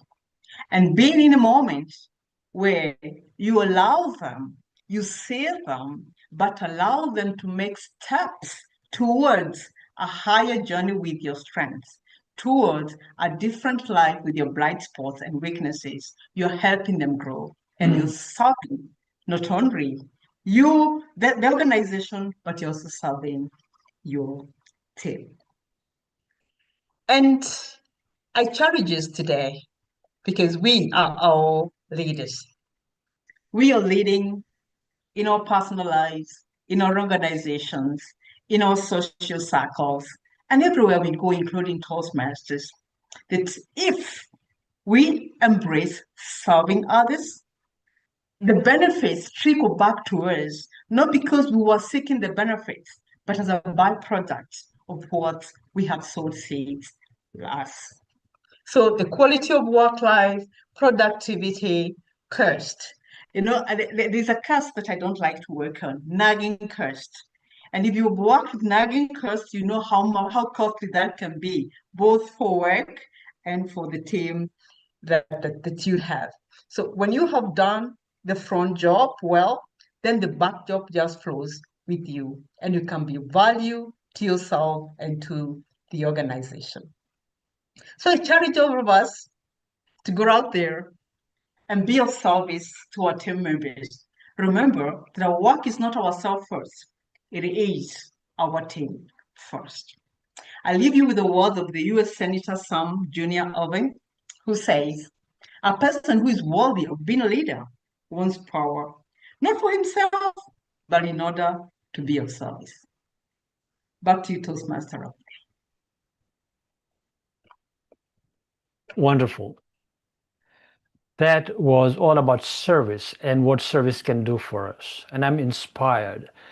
I'm reminded of a quote, and now I know I normally say don't quote these four people that are always being quoted by Toastmasters every time they stand to speak. But today, I am going to share this particular quote by Martin Luther King Jr. Nicole, take notice. Yes, I know you're smiling. So, it is in the chat. Please read. And this is what reminded me of Wahiga Gichinga. It's an amazing quote.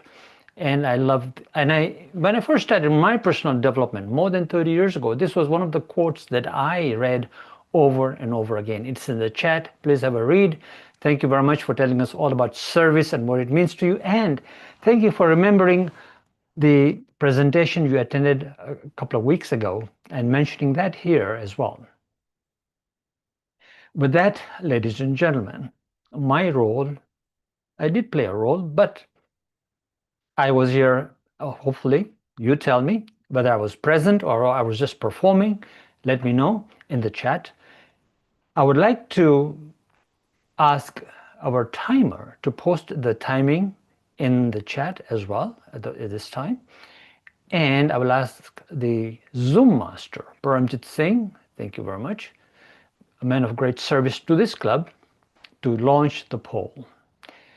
Then while he's launching the poll and we're going through the poll, please, of course, vote for the best effort speaker.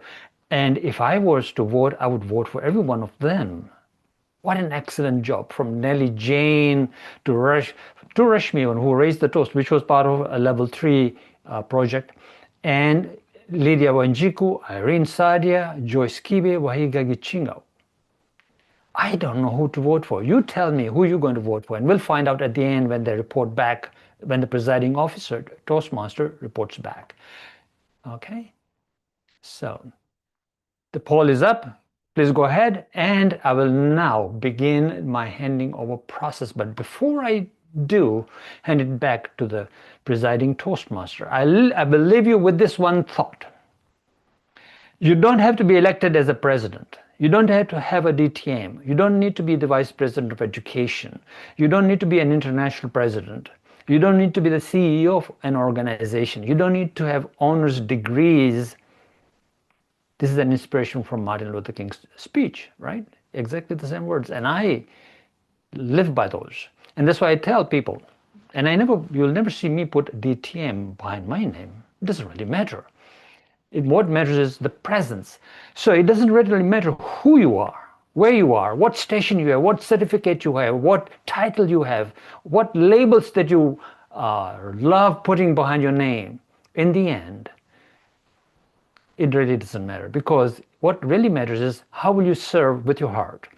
Bring excellence and high standards to the table and lean in to connect with other human beings. That's what really matters. And with that, you will lead and leave a legacy, as our education speaker has said. I loved what she said. And with that, I'll now hand this over to your presiding Toastmaster. If you can spotlight her next to me. Gilda is, of course, the club secretary, and she didn't have a speaking role, but she had a major role starting and finishing this whole meeting. And she tells me, from Turkey, so I'm always joking with her about kebabs. But she lives currently between Houston and Calgary, and right now she is in Calgary enjoying the Stampede and soccer on the TV, or football. Over to you, Gilda. Thank you, Brahm. And you asked the question, did you make a present? Our guest, please write in the chat box to Brahm if he did make a present or not. Our guest, please stay around. I'm sure you are like every other member. We have so many takeaways, and I would love to chat with you at the end of the meeting, getting your feedback.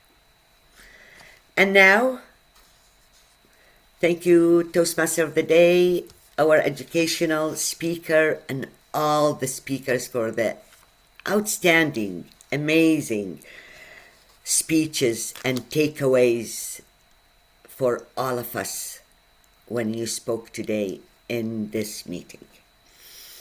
We go now to the next session, which is the feedback evaluation. And our general evaluator for this meeting is none other than our immediate past president, Holmes Tang. But let me tell you what Holmes said. Evaluation is the hallmark of excellence and the catalyst for growth. Self-directed leaders do not wait for feedback. They pursue it. They demand honest, insightful, and challenging observation that sharpen their thinking, raise their standards, and accelerate their development. The general evaluator sets the tone to the process, equipping evaluators to deliver feedback that strengthens every speaking role and evaluates the learning of every member present. Today's meeting theme is legacy leadership. Its powerful lens through which to evaluate. Legacy is forged through the standards we refuse to lower, the feedback we have the courage to give and receive, and the commitment to improve beyond today's performance. What we evaluate reveals what we value. What we improve defines the legacy we leave. Self-directed leaders look beyond today's success toward tomorrow's potential, knowing that leadership is earned through disciplined, continuous growth. Holmes is the immediate past president of Leadership Speak and a project manager by profession. He is passionate about developing leaders who think independently, embrace accountability, and pursue excellence with intention. His believes every evaluation should strengthen not only the speaker but also the standard, culture, and legacy of the club. Please help me welcome our General Evaluator, Holmes Tang. The stage is all yours. Thank you, Madam Presiding Toastmaster. Members as well as guests. Each and every Toastmaster meeting must have evaluations. And in most cases, open evaluations. This is for learning. Not only learning for the speaker, which in leadership context, we demand a partnership with the evaluator. This is why, as you have heard, when the Toastmaster of the day calls on each of the speakers, he not only calls the speaker, he calls for the evaluator to introduce the project, and in the process of doing so, evaluators are expected to say what specifically about the project or what specifically about the growth of the speaker wants to focus on for his or her growth. It's the same for self-directed leadership. Leadership is not something that you just become out of a sudden. It is not something that we were born with also. It is a process that we need to go through. And the most effective way to learn something as profound as leadership, self-directed leadership especially, is to have a community to support you. And this community is not about spoon-feeding you. It's about challenging you. It's about pointing you to the right directions.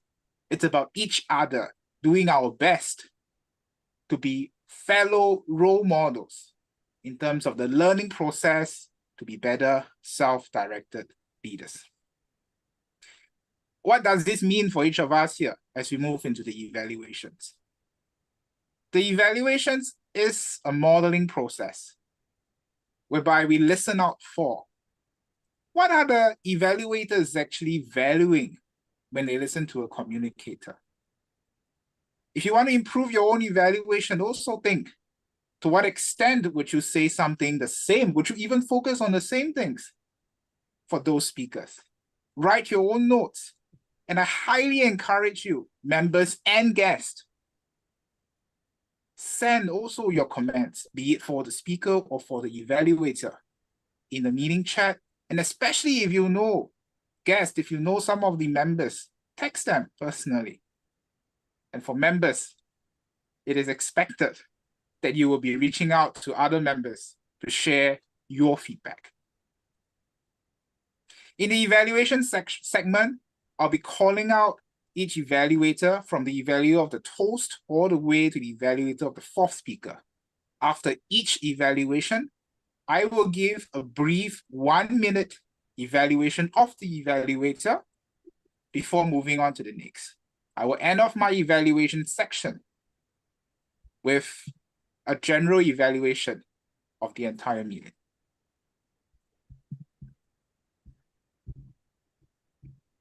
And I'll call upon the first evaluator, Sandra Vox, who will be evaluating the toast.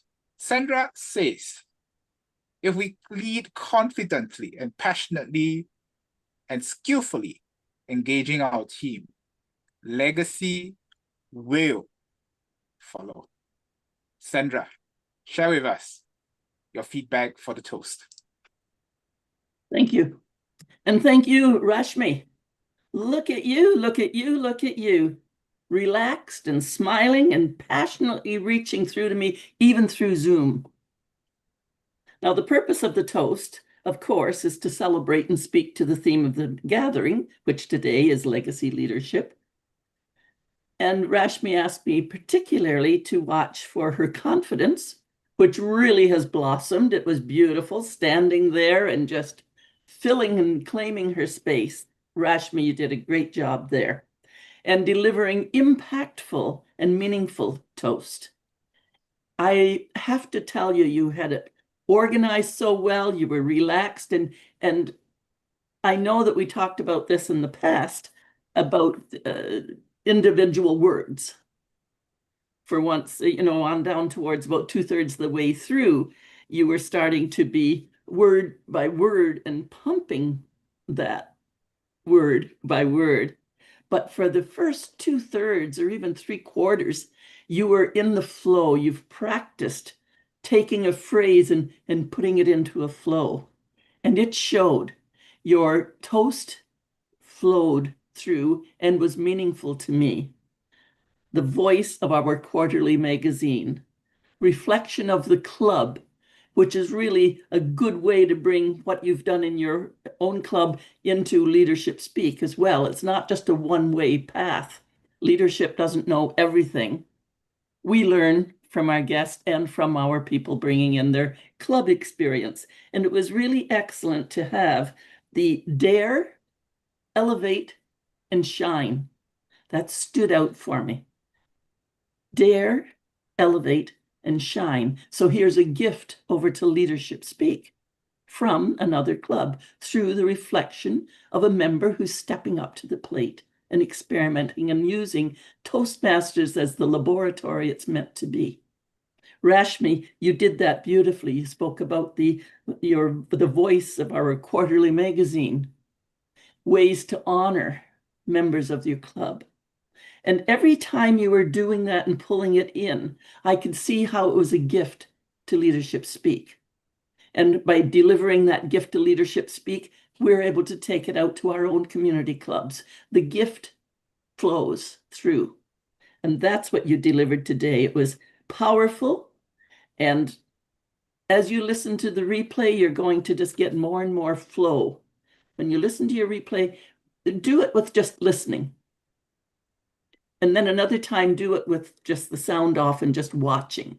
And you'll see when your hands beating out the flow were this way, and when it was word for word for word, you'll see.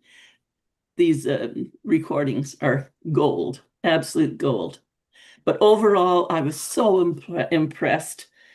I really look forward to hearing you again. Don't ever quit stepping up to the plate. Blessings, Ashmi. Back to you, GE.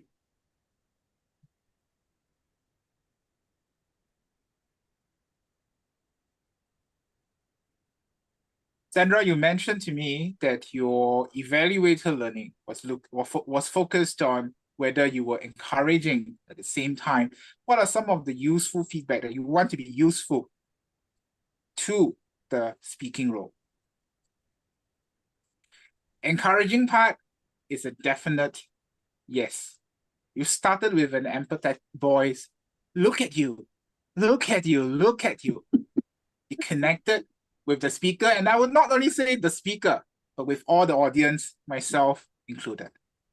For this part, you've done it throughout the entire evaluation at different portions, repeating and emphasizing with great tonality about your empathy.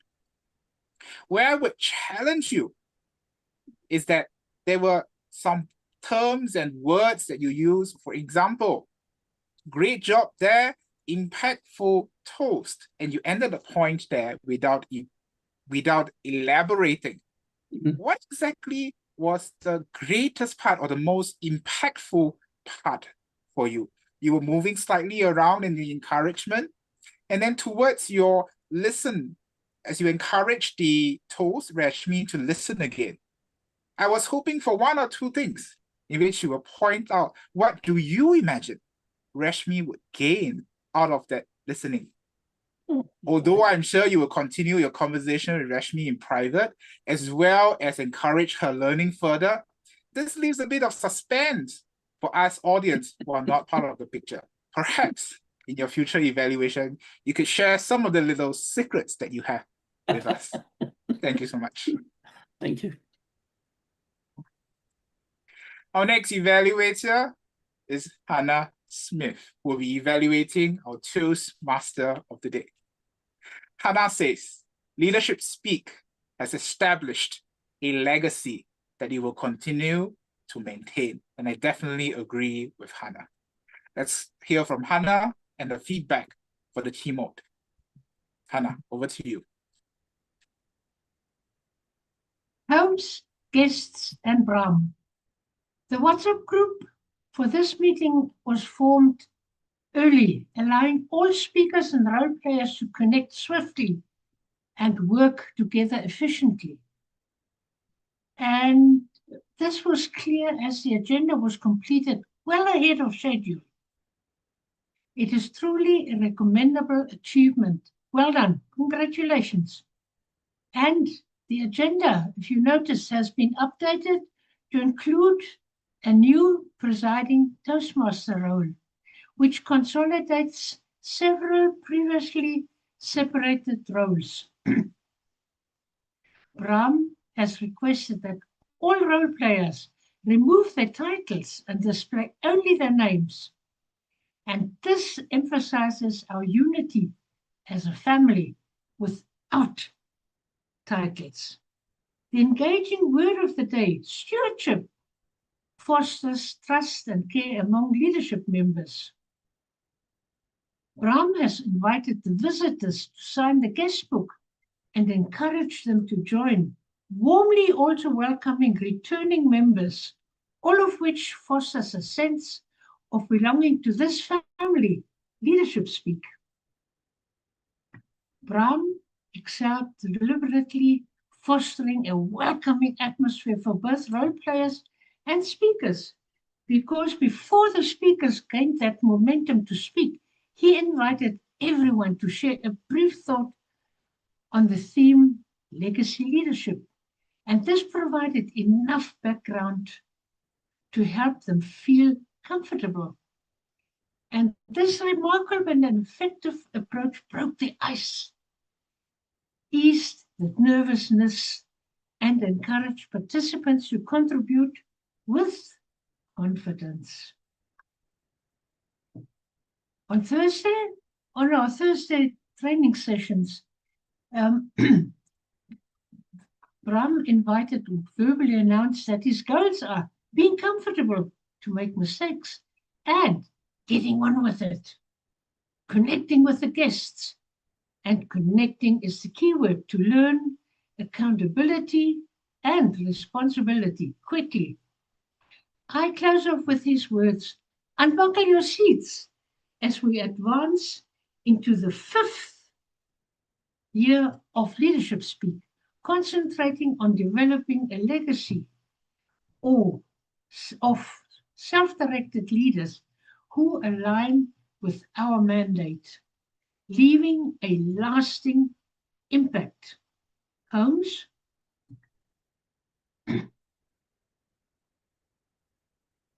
Thank you, Hannah.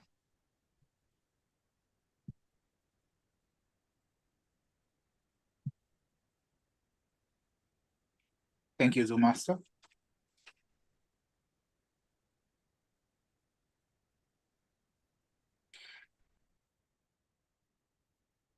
Where I appreciate about Hannah is that she has given us a whole list of things to watch out for, that Brahm has planned for, that Brahm is doing, not only as the TMOD, but also as keeper of the vision.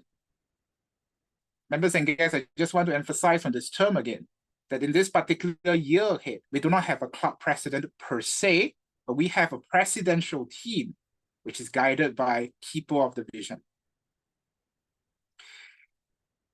Hana then has a difficult role in identifying all the things which I also believe requires emphasis in the club. And I'm thankful that Hana has emphasized many of these things. Where I would hope Hana may have done slightly differently is that since she has 3 minutes to emphasize on what are the key things that we can learn from Brahm's role today as the Toastmaster of the day, or perhaps where some of the things that she might recommend to Brahm and for all of us to think about. Perhaps she could have mentioned, as Brahm did earlier, that there was one part about a particular name that Brahm acknowledged. I didn't know who was doing this, and he happily acknowledged it, gracefully acknowledged it, and moved on. Hana may also challenge members and guests to consider how Brahm has interacted with the guest. Who are the people that were interacted? Why is it that Brahm could have done this? Was there something that we can all learn from? Was there something that she might have hoped Brahm could do differently? In this case, collectively as leadership speak, members and guests, we may then together learn how TMODs, the standards of TMODs, not only can be upheld, but also held higher. Thank you, Hana. Our next evaluator is Jyoti Thomas. She says, the greatest legacy a leader can leave is supporting someone to grow. As evaluator, she has the privilege of doing that this evening. Jyoti, let's hear from you your feedback for our educational speaker. Over to you. Thank you very much, Mr. General Evaluator. Nelly, do I sing the song, Where Do I Begin? Evaluating your speech to so befitting to the new term. This year, when we start, you had everything beautifully packaged, legacy leadership. What I really loved about it is you did not start describing or giving a definition about legacy leadership, but you beautifully and naturally wove it into a story, and you had us all feeling curious about it. Become the person you once needed. What a powerful anchoring statement. You used that more than 5 times. More than 5 times, I can't even count. You straight away asked, we always hear at Leadership Speak, what's in it for the audience? 5 to 7 minute speech. But today your speech was close to 18 minutes. And what did you give us? It was packaged beautifully. Within 2 minutes, I felt, and I'm sure the others will also agree, you brought in the spirit and what Leadership Speak stands for. You kept me asking when you said, what is the takeaway? The audience is already asking, what is the legacy I'm creating today? Am I helping somebody grow? Will people remember my position or my impact? This is truly a great outcome for a keynote. So there clearly, you excelled in the audience engagement. When you asked that story, would your name be part of their stories?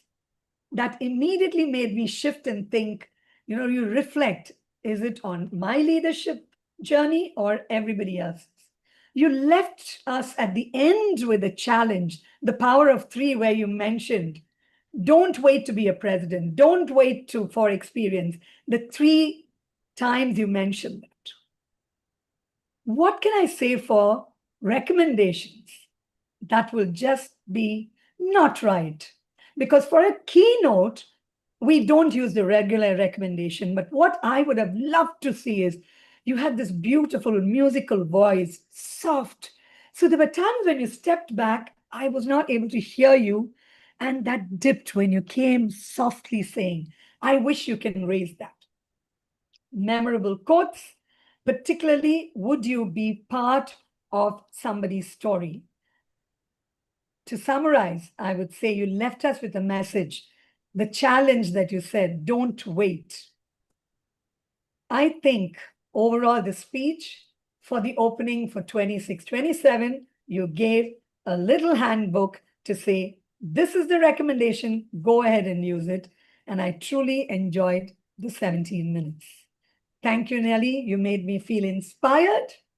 You definitely left a legacy and encouraged. Thank you, and over to the General Evaluator.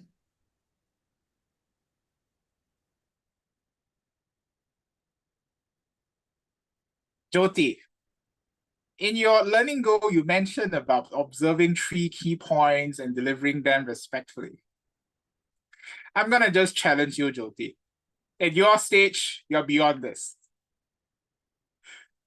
Where I would be expecting you and demanding from you is, how can you extract out the key points of the key message of the speech, and then for each of them, evaluate the effectiveness. And when I say evaluate the effectiveness, that would mean it's definitely not perfect. What was effective and what can be done better for 2 to 3 key areas, which in my mind, I'm pretty sure you noted it down somewhere in your notes, but in today's verbal elaboration, I don't hear the format of, you did this, this was effective, you could have done this, which would have brought out your key message in a much better way, which is that. Thank you, Jyoti. Our next evaluator is Helene Hamok.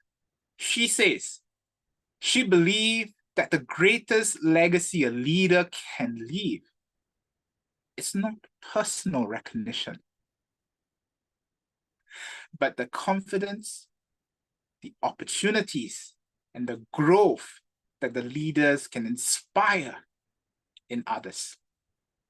Let us hear from Helene on her feedback for the first speaker. Helene, over to you. Thank you very much, Yi. Lydia, I truly enjoyed your speech because you reminded us that while data informs our minds, stories connect with our hearts. Your opening was excellent by asking us to remember the phrase, once upon a time. You immediately engaged the audience and created a shared childhood memory. It was interactive, nostalgic, and an effective way to draw everyone into your message. Another strength was your storytelling. I love a lot the story about the woman in Galido.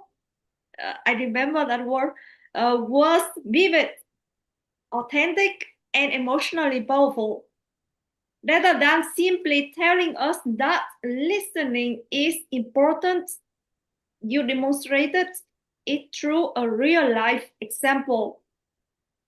The lesson that organizations should listen to people's stories before designing solutions was memorable and meaningful.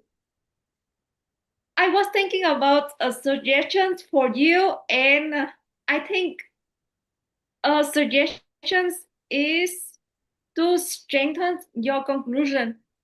Instead of ending with a question about the goal, consider finishing by returning to your opening. For example, you could end with something like, perhaps the most powerful word are still once upon a time? Because every great leader lives behind a story worth telling. You're bringing the speech full circle, so would leave the audience with an even stronger, lasting impression. And one more observation, I noticed that your virtual background sometimes did not allow to see your hand movement. Yeah, like my hand right now. You can see I lost my hand. You might consider using one with better construct during your speeches. Yeah, I think that would make your gestures more visible and enhance your overall impact. And overall, Lydiah, your speech was inspiring and relevant. You reminded us that leadership begins with listening and that every person's story has the power to teach, connect, and transform lives. Thank you for sharing your story, and I look forward to hearing your next speech. GE, back to you.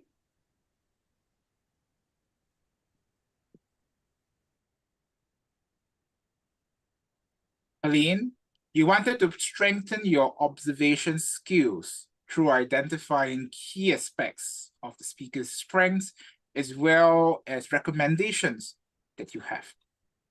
Where I want to push you further, Aline, is that when you have observations and you identify strengths and weakness, for both strengths as well as weakness, you need to explain why they are strengths and weakness. You did well in terms of the recommendations, but even for strengths, add some elaborations. I would also like to challenge you for each of the explanation. Don't just mention that it will have greater impact. Mention the specific impact based on the key message that you have obtained from the speaker. This would especially be powerful and on the point when you add on together with the conversations that you have with the speaker before as well as after the meeting. Evaluation, after all, is a partnership, and partnership continues. Thank you, Aline. Our next evaluator is Robin Stone. Robin have been a Toastmaster for a third of his life, and he's here. He would like to impart his own learning over to other Toastmasters.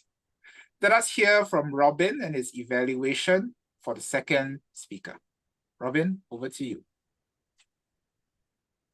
Thank you so much, for that. And I'm going to evaluate Irene's speech, which was also using storytelling. I need to tell you something, and I'm just talking to Irene for a moment, that despite my long history in Toastmasters, I have never, until now, been VPPR. And it's always because I've said to myself, I can't. And this year, eventually, I said, I can.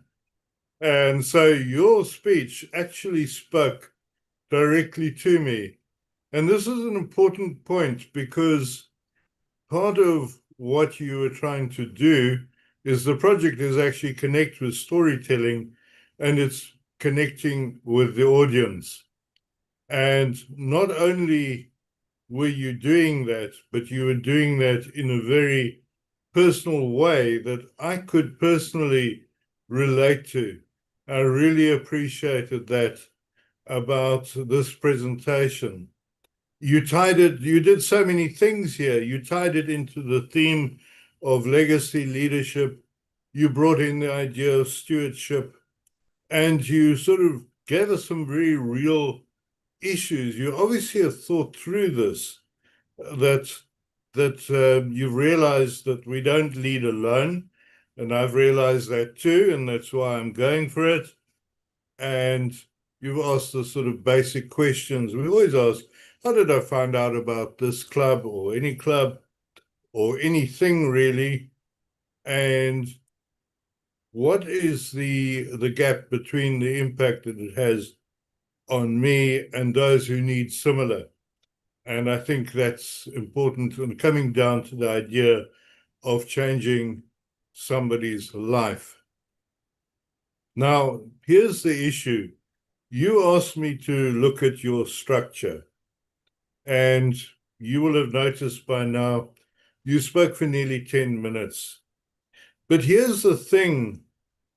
You could have finished in time. And I think it was because you didn't know, in this instance, how to finish. I was trying to work out what your takeaway was, and I had several. I think, personally, I would have taken one of them, the one idea, the invitation. Come and build with us. Come and build this club with us, and let's create a legacy here. I think that would have given you a strong conclusion, and it would have been in time. And this is what we would have remembered. And so that is the best feedback I think I can give you at this point in time. But thank you. Once again, you spoke to me. Well done. Back to you, Holmes.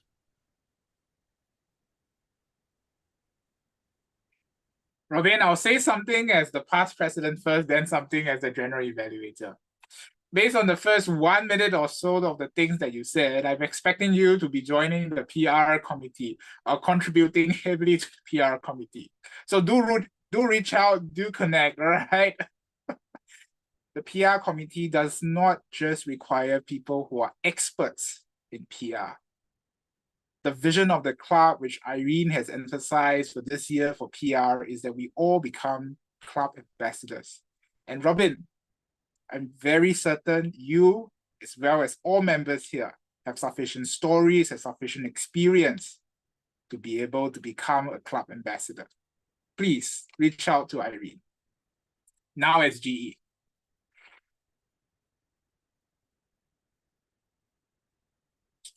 Robin, you wanted to focus on what you call lightening up and smile. And I acknowledge I'm one of the people in the club who have encouraged you and challenged you to go in this area, because we have been noticing your facial expression as you give feedback in previous chapter meetings as well as members only meeting.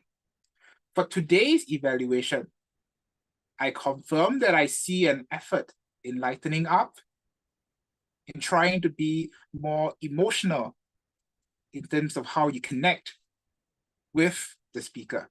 And I want to affirm and confirm you that there is progress in this area. Where I would suggest and even challenge you is that not only to think of this in terms of lightening up a bit in terms of communication, but even have a little bit of fun. Enjoy the process of sharing your stories, sharing your experiences, sharing your insights to the speaker. And from there, where I'll be expecting is not just the smiles from you, but also a great variety of emotions, a great variety of different aspects of you coming out. Because it is all these things when we share, when we allow others to know about us of these different aspects, that our impact on other people become deeper and deeper. An encouragement for you, Robert.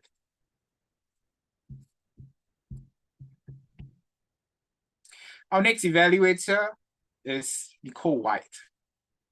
Nicole says, legacy leadership sets the stage for ongoing successes.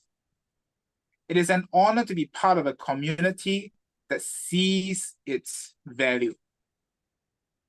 Let us hear from Nicole and her evaluation, her feedback for the third speaker. Nicole, over to you. Joyce, you delivered an inspiring and persuasive speech today. Your core message was crystal clear, which is accountability is non-negotiable. And I'm going to mention the 3 areas that you excelled in. First, your flawless structure. Your title, The Power of Hidden Accountability, perfectly anchored your message. And your opening was brilliant, starting with the negative stigma surrounding or around accountability. Then you instantly pivoted to redefining it as responsibility and power, and you went on. And then you walked us through how accountability builds trust, drives decision, and gives us control over our lives. And we followed you through because at some point you used count, or you said, and then another, or you said, or third. And to round it all out, your conclusion summarized your message perfectly by reminding us that accountability is ultimately the key to trust, growth, and success. Second, your commanding Zoom presence. Woo!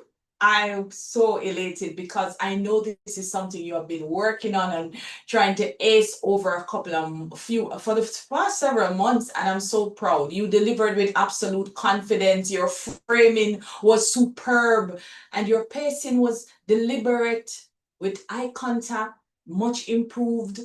You were looking in the camera. That was those are some exemplary pointers. You completely aced the specific mechanics you wanted me to test today. And your conviction was palpable because especially when you paired your words with powerful body language, at one point you showed us physically how to brush ourselves off and get back up. And we saw you full frame. Well done. Third, your mode of delivery. You didn't just speak for the sake of delivering a speech and talking to us. No, you genuinely connected with us. You asked excellent reflective questions. For example, when you asked us if we have an accountability partner, so important. You paused intentionally and actively acknowledged the particular response that you received. I believe it was from Brahm. So that was good pacing. Just an area of improvement to take your executive presence even further. The technical recommendation is regarding your virtual lighting. At times, the reflection from your ring light was visible, which can slightly distract from the excellent eye contact you maintain throughout your speech. So if you adjust the angular height of the light, that will ensure nothing distracts from your facial expression and connection with your audience. In summary, Joyce, this was an excellent delivery. You shared rich content, showcased a professional executive presence, and a powerful call to action, reminding us that accountability keeps us going. Fine-tune that lighting placement, and your virtual stage command will be unstoppable. I'm looking forward to your next speech. Back to you, G. Nicole, you wanted to ace delivering critical thinking evaluations. The first aspect of such evaluations is structure. You must identify a very clear direction where you want to hit. And this direction is set by the speaker. What is the key message of the speaker that you obtain? You laid out clearly. And then you have to lay 2 to 3 key points, which is all the time you have in 3 minutes to evaluate. You did that. Where I want to push you and challenge you further is that after you identify the key message, in this case, accountability is non-negotiable. Then for each point that you identify, there needs to be a continuous why. You identify this as good. What exactly is it? You explain this part. You give examples. So why is this so important to the key purpose? Why is executive presence important for someone who wants to talk about accountability, for example? Where I challenge you, which I think you would already, I'm confident you would already, as you go back to re-listen to your evaluation, break it apart, listen it in segments. Independent segments. Do each of the independent segments clearly identify what is the key message? And what is it that audiences who are listening to you would then take away as, yes, next time when I want to talk about accountability, I better do this. or I better don't do this. Is this clear? For your consideration. Thank you, Nicole. Our next evaluator is Rozy Rana. Past medley distinguished district director, the founding district director of District 114. And she says leaders should be remembered for their service and for the impact and growth they make on others. That's legacy that we are talking about here. Let's listen to Rozy for her feedback for the fourth speaker. Rozy, over to you. Thank you, Holmes. Thank you, GE. Wahiga, I truly appreciate your insightful presentation today, packed with nuggets, both on leaders and how they should be, as well as team leadership. The title was profound. The heart of leadership is service. This immediately set the expectation and tied into today's theme that leadership is less about authority and more about service and legacy.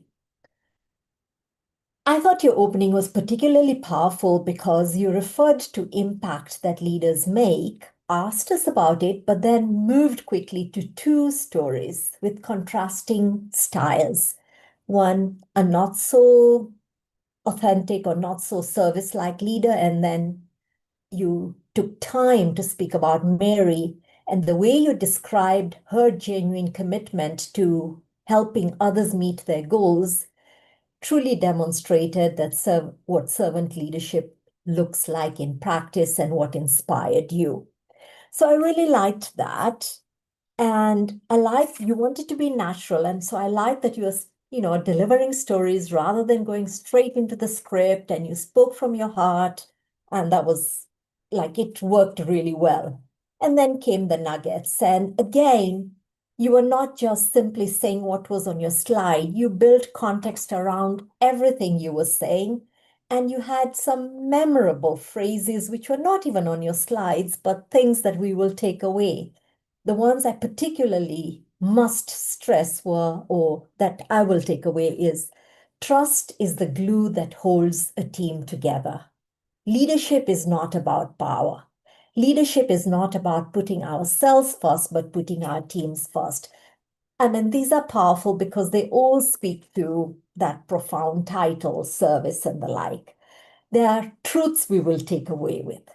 Now, in terms of my suggestions to elevate this presentation is, yes, I said your opening was powerful because you started with a story.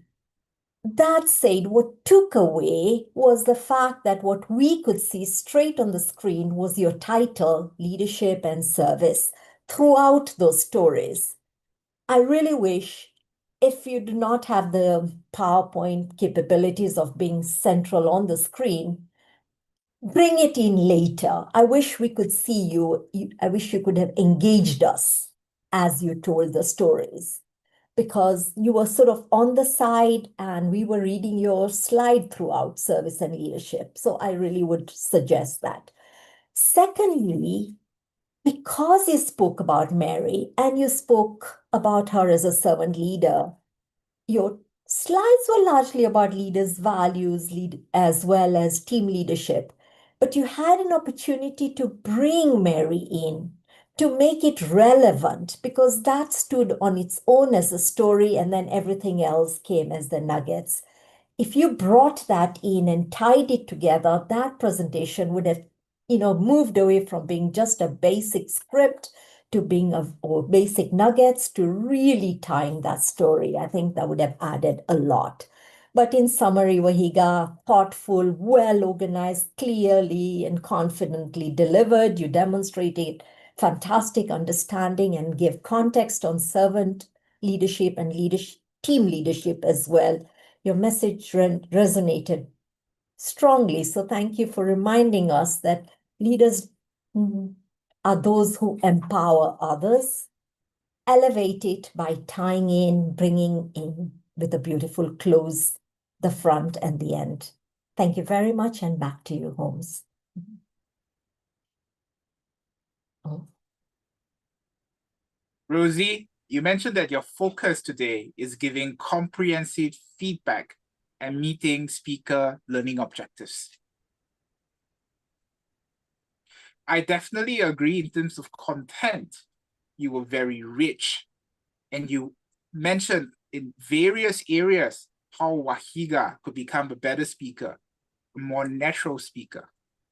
Where I'd like to challenge you is that when looking at the concept or the paradigm of comprehensive feedback, comprehensiveness is not just about the content, but also about the overall presence that we give. Through social media, I was blessed with the opportunities of seeing you live. And today, unfortunately, we have much less of you than what you would typically have if this was delivered on site. And I look forward to some of your future meetings where you will be able to deliver your whole self as part of the comprehensive feedback to our members as well as guests. Thank you, Rozy.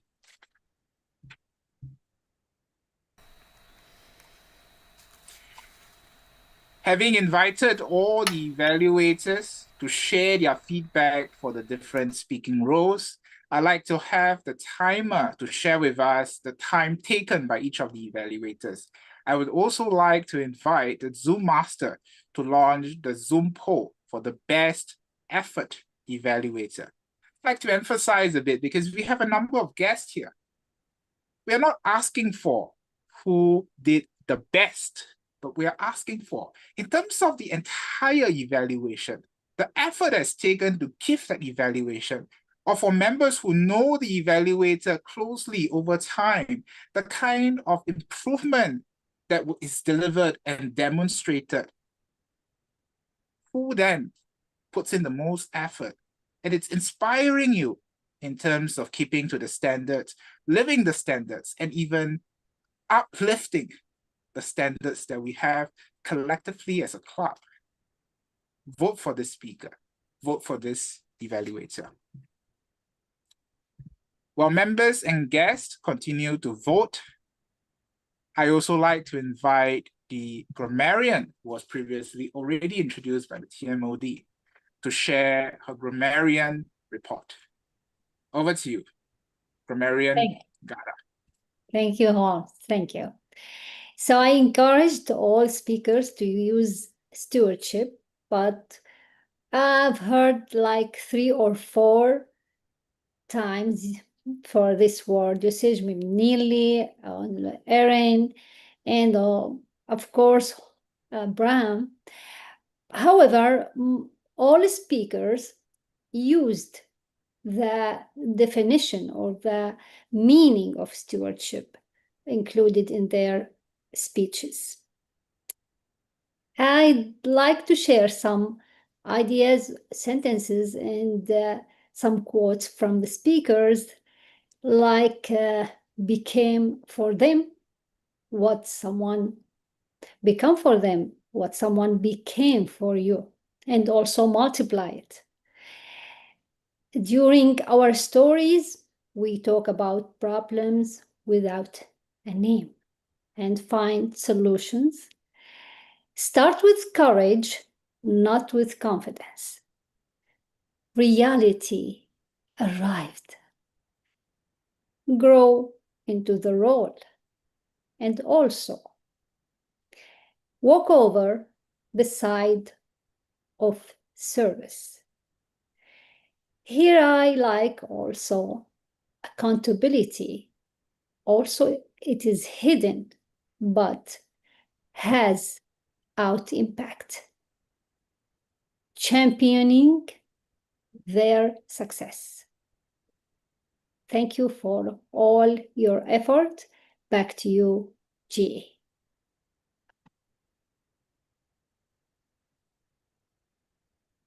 Gada, you mentioned that you want to practice highly active listening as well as organization of ideas. The practice of active listening, it's something that you will be able to do as long as you're an evaluator, which I encourage all members here to be evaluators, even if you're not assigned, and you take down notes and you try to express it in a way that is encouraging as well as pushing the speaking role or the community to do better. A suggestion for grammarians in terms of organization. Gada, you have taken many notes. I'm sure you have more things on your notes than you did able to express in the 2 minutes. Where I suggest you is to find themes. The themes can be, what is the linguistic tools that's being used or not used? For example, are we using a lot of similes? Maybe not. Are we using a lot of analogies, for example? Stories, what kinds of stories? How do we tell those stories? These are different themes. The linguistic themes. The other way is the language used more of inspiring? What is the impact and the emotions that it triggers with you? So that when audiences want to trigger similar emotions or similar impact in the audience, they know these are the list of words we can use. And I can confirm that at least one member actually brought books specifically just to find those words. And grammarians and future grammarians, this is something that you can give to all members. Identify what words are powerful for what context and share with us in the club. Thank you, Gada.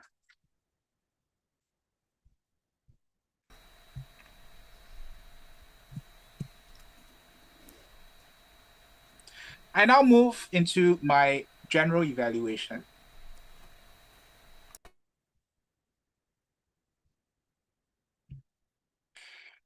Members and guests, this is the first meeting of the year of 2026-2027. And I want to start off as the immediate past president to express that I'm very proud of all the members who are here. Even if you are not speaking, even if you're watching the YouTube recording, either live or at a later date. I'm very proud of you. Thank you so much for being here. Thank you so much for continuing this journey. And your presence sends a strong signal that you are here because you want to be a better self-directed leader. And hence, in everything that you do, strive for excellence. Excellence not only in the way that you understand it at that current point of time, but also expanding your boundaries, exposing yourself to higher standards, and striving for that. It is with this thinking and this approach that I share my following feedback. To those who are going to be presiding Toastmasters, I highly encourage you to attend as many meetings as possible. And when I say attend meetings, I don't mean come 9:30 Eastern Time sharp and then stay until 12 noon sharp and log off. That's not what I mean. When I say attend meetings, I mean be present at 9 o'clock, 30 minutes before the meeting, and continue to stay when your time allows, all the way until the post-meeting ends. Why? Because when you become the presiding Toastmaster, you are in charge of greeting the guests. You are in charge of helping the club recruit the guests into the members. You're in charge of interacting with the guest. Hence, it's extremely awkward if a guest has been here for at least half a year, even if it is just 2 or 3 meetings. And even worse, if you fail to recognize a new member. And I will be very blunt here. I have been meetings where in this club, some of these mishappenings happened. Let us stop this from happening as much as possible. I know it will continue to happen because from time to time, we will have members who needs to be away from the club for a while and after that return. So there will be some awkwardness. But where we come here is that as much as possible, try to understand what has been going around. And for members who do need to be away for a while, we do have a community. Why not also check in? What are some of the notable events that have happened before and after the club, so that the presidential team as a whole is a united front that can represent the club in meeting with the guest? That is my first point. Be present and be well aware what is happening in the club, including those that are not recorded on WhatsApp, in the groups, and not recorded on YouTube. Know what is happening behind the scenes. Number two, as we talk about the club in different aspects, there are the rules part of things. There are the expectations and aspirations part of the things. There are also the stories part of the things. And each of these aspects requires that we be able to speak about them with different kinds of empathy. So the expectations would be, members and guests, by attending this Zoom meeting event, you accept da-da-da-da-da. Members and guests, I boldly claim to you that all of you here are here because you want to become better self-directed leaders, and you sign up for it. Members, as well as guests, I want to acknowledge that there are things that we could have done better. But as you know, and this demands that fellow self-directed leaders, we master the different communication tools. This does not mean you magically know the communication tools.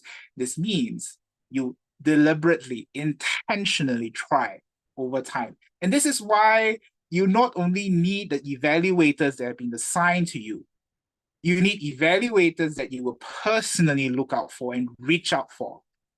I know there are particular members, which I've already recognized in the previous meeting, some of them, as continuously reaching out to different members. And if you look at the meeting chat today, there are some members who have spoken out a lot more than others.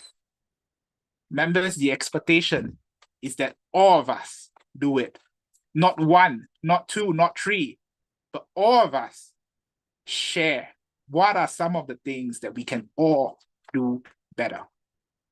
And communication tools, communication techniques, intentionally choosing the best communication tools and mastering them is going to be an important aspect we all need to do together. I've spoken about attending and becoming aware. I've spoken about the communication tools. And the last part I would like to emphasize is, members as well as guests, be very, very intentional about where you choose to be. And when I say where you want to choose to be, I don't just mean in Toastmasters. I want to complete 3 levels each year, okay? But how does that impact your life?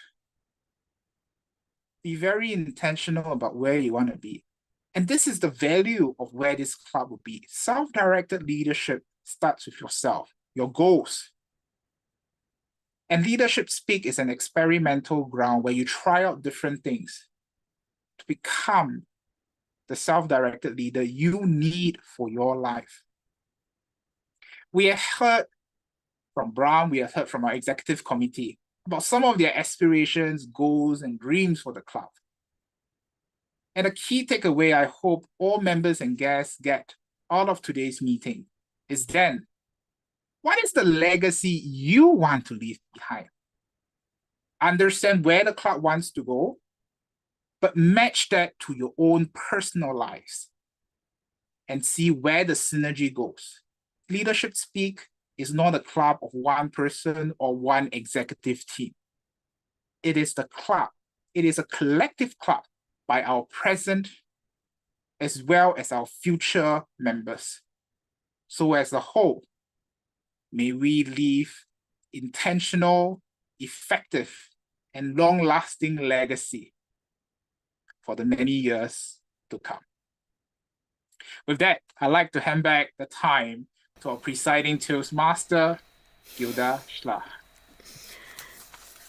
Thank you, General Evaluator, for your evaluations and your empowering our evaluators as well, and your general evaluation for the meeting in general. Dear members and guests, do you find yourself react to events? Or sometimes you get lost in uncertainty? We all have. Well, attend our next meeting next Saturday, July 11th. Our Toastmaster of the day will lead us with a theme, Lead with Vision. And that will provide you with the clear directions to inspire actions and align contributions to shared future with all. And with that, I would like to mingle with all the guests who are still here. I'm going to go into the gallery view and see who are. Okay, so I see Yvonne Codrington. Yvonne, are you there? Can you put your, can we see your picture, Yvonne?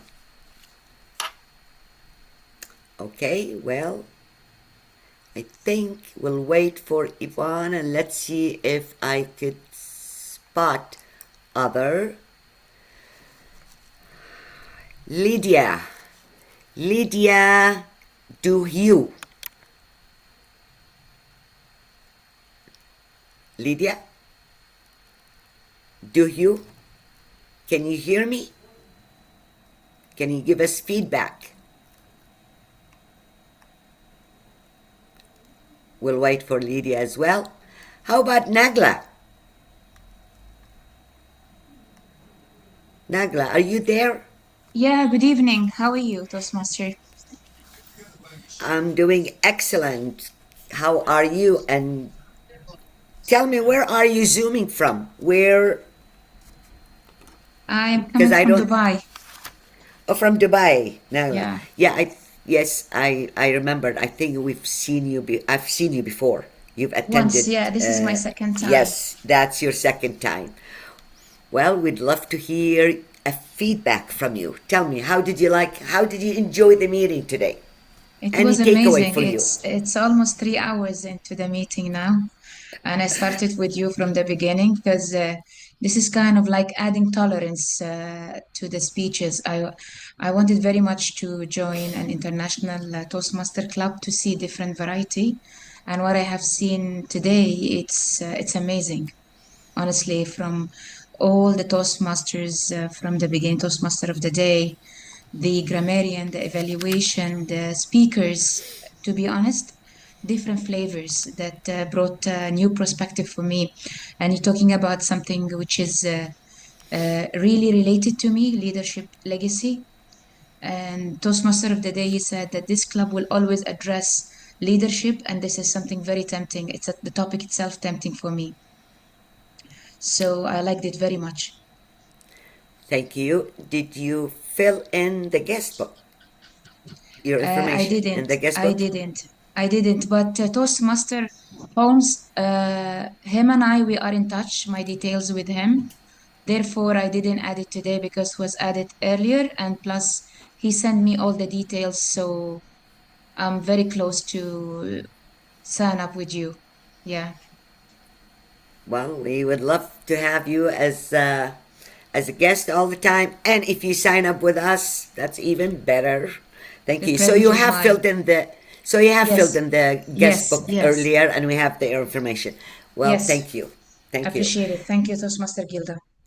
Okay, Looking dear. forward to you, Nagla. Okay, so Who is DTM2VH? DTM2VH, are you a guest? Okay. Well, I don't see any more guests, but I would do like to talk to our newest member, Sajida. Sajida Master. I'm here. Yes, Sajida, tell me, any feedback? How did you find the first meeting you're attending with Leadership Speak as a member? Lots of learning, trying to absorb how everyone is talking. So I'm trying to think, how am I going to fit in here? But I did learn quite a bit, especially the evaluation were amazing. And I'm looking forward to do my first speech soon. Over to you. Well, we are looking forward to listening to your first speech as well and have you participate with full speed. Where are you zooming from, Sajida? Where do you live? I'm in Dar es Salaam, Tanzania. Ah, okay. Well, that's wonderful. Wonderful. It's good to know that. Okay, so who else? Lydia? Nduhili? DTM2VH? I don't think we have any more guests. So I would like to reflect as the presiding Toastmaster. I want to thank you all, our guests especially, for attending our meeting. And our next meeting, it's going to be led by many other self-directed leaders from the club under the theme Lead with Vision. And now I would like to reflect on what our theme is saying. Legacy leadership. What an amazing and suitable theme we started our year with.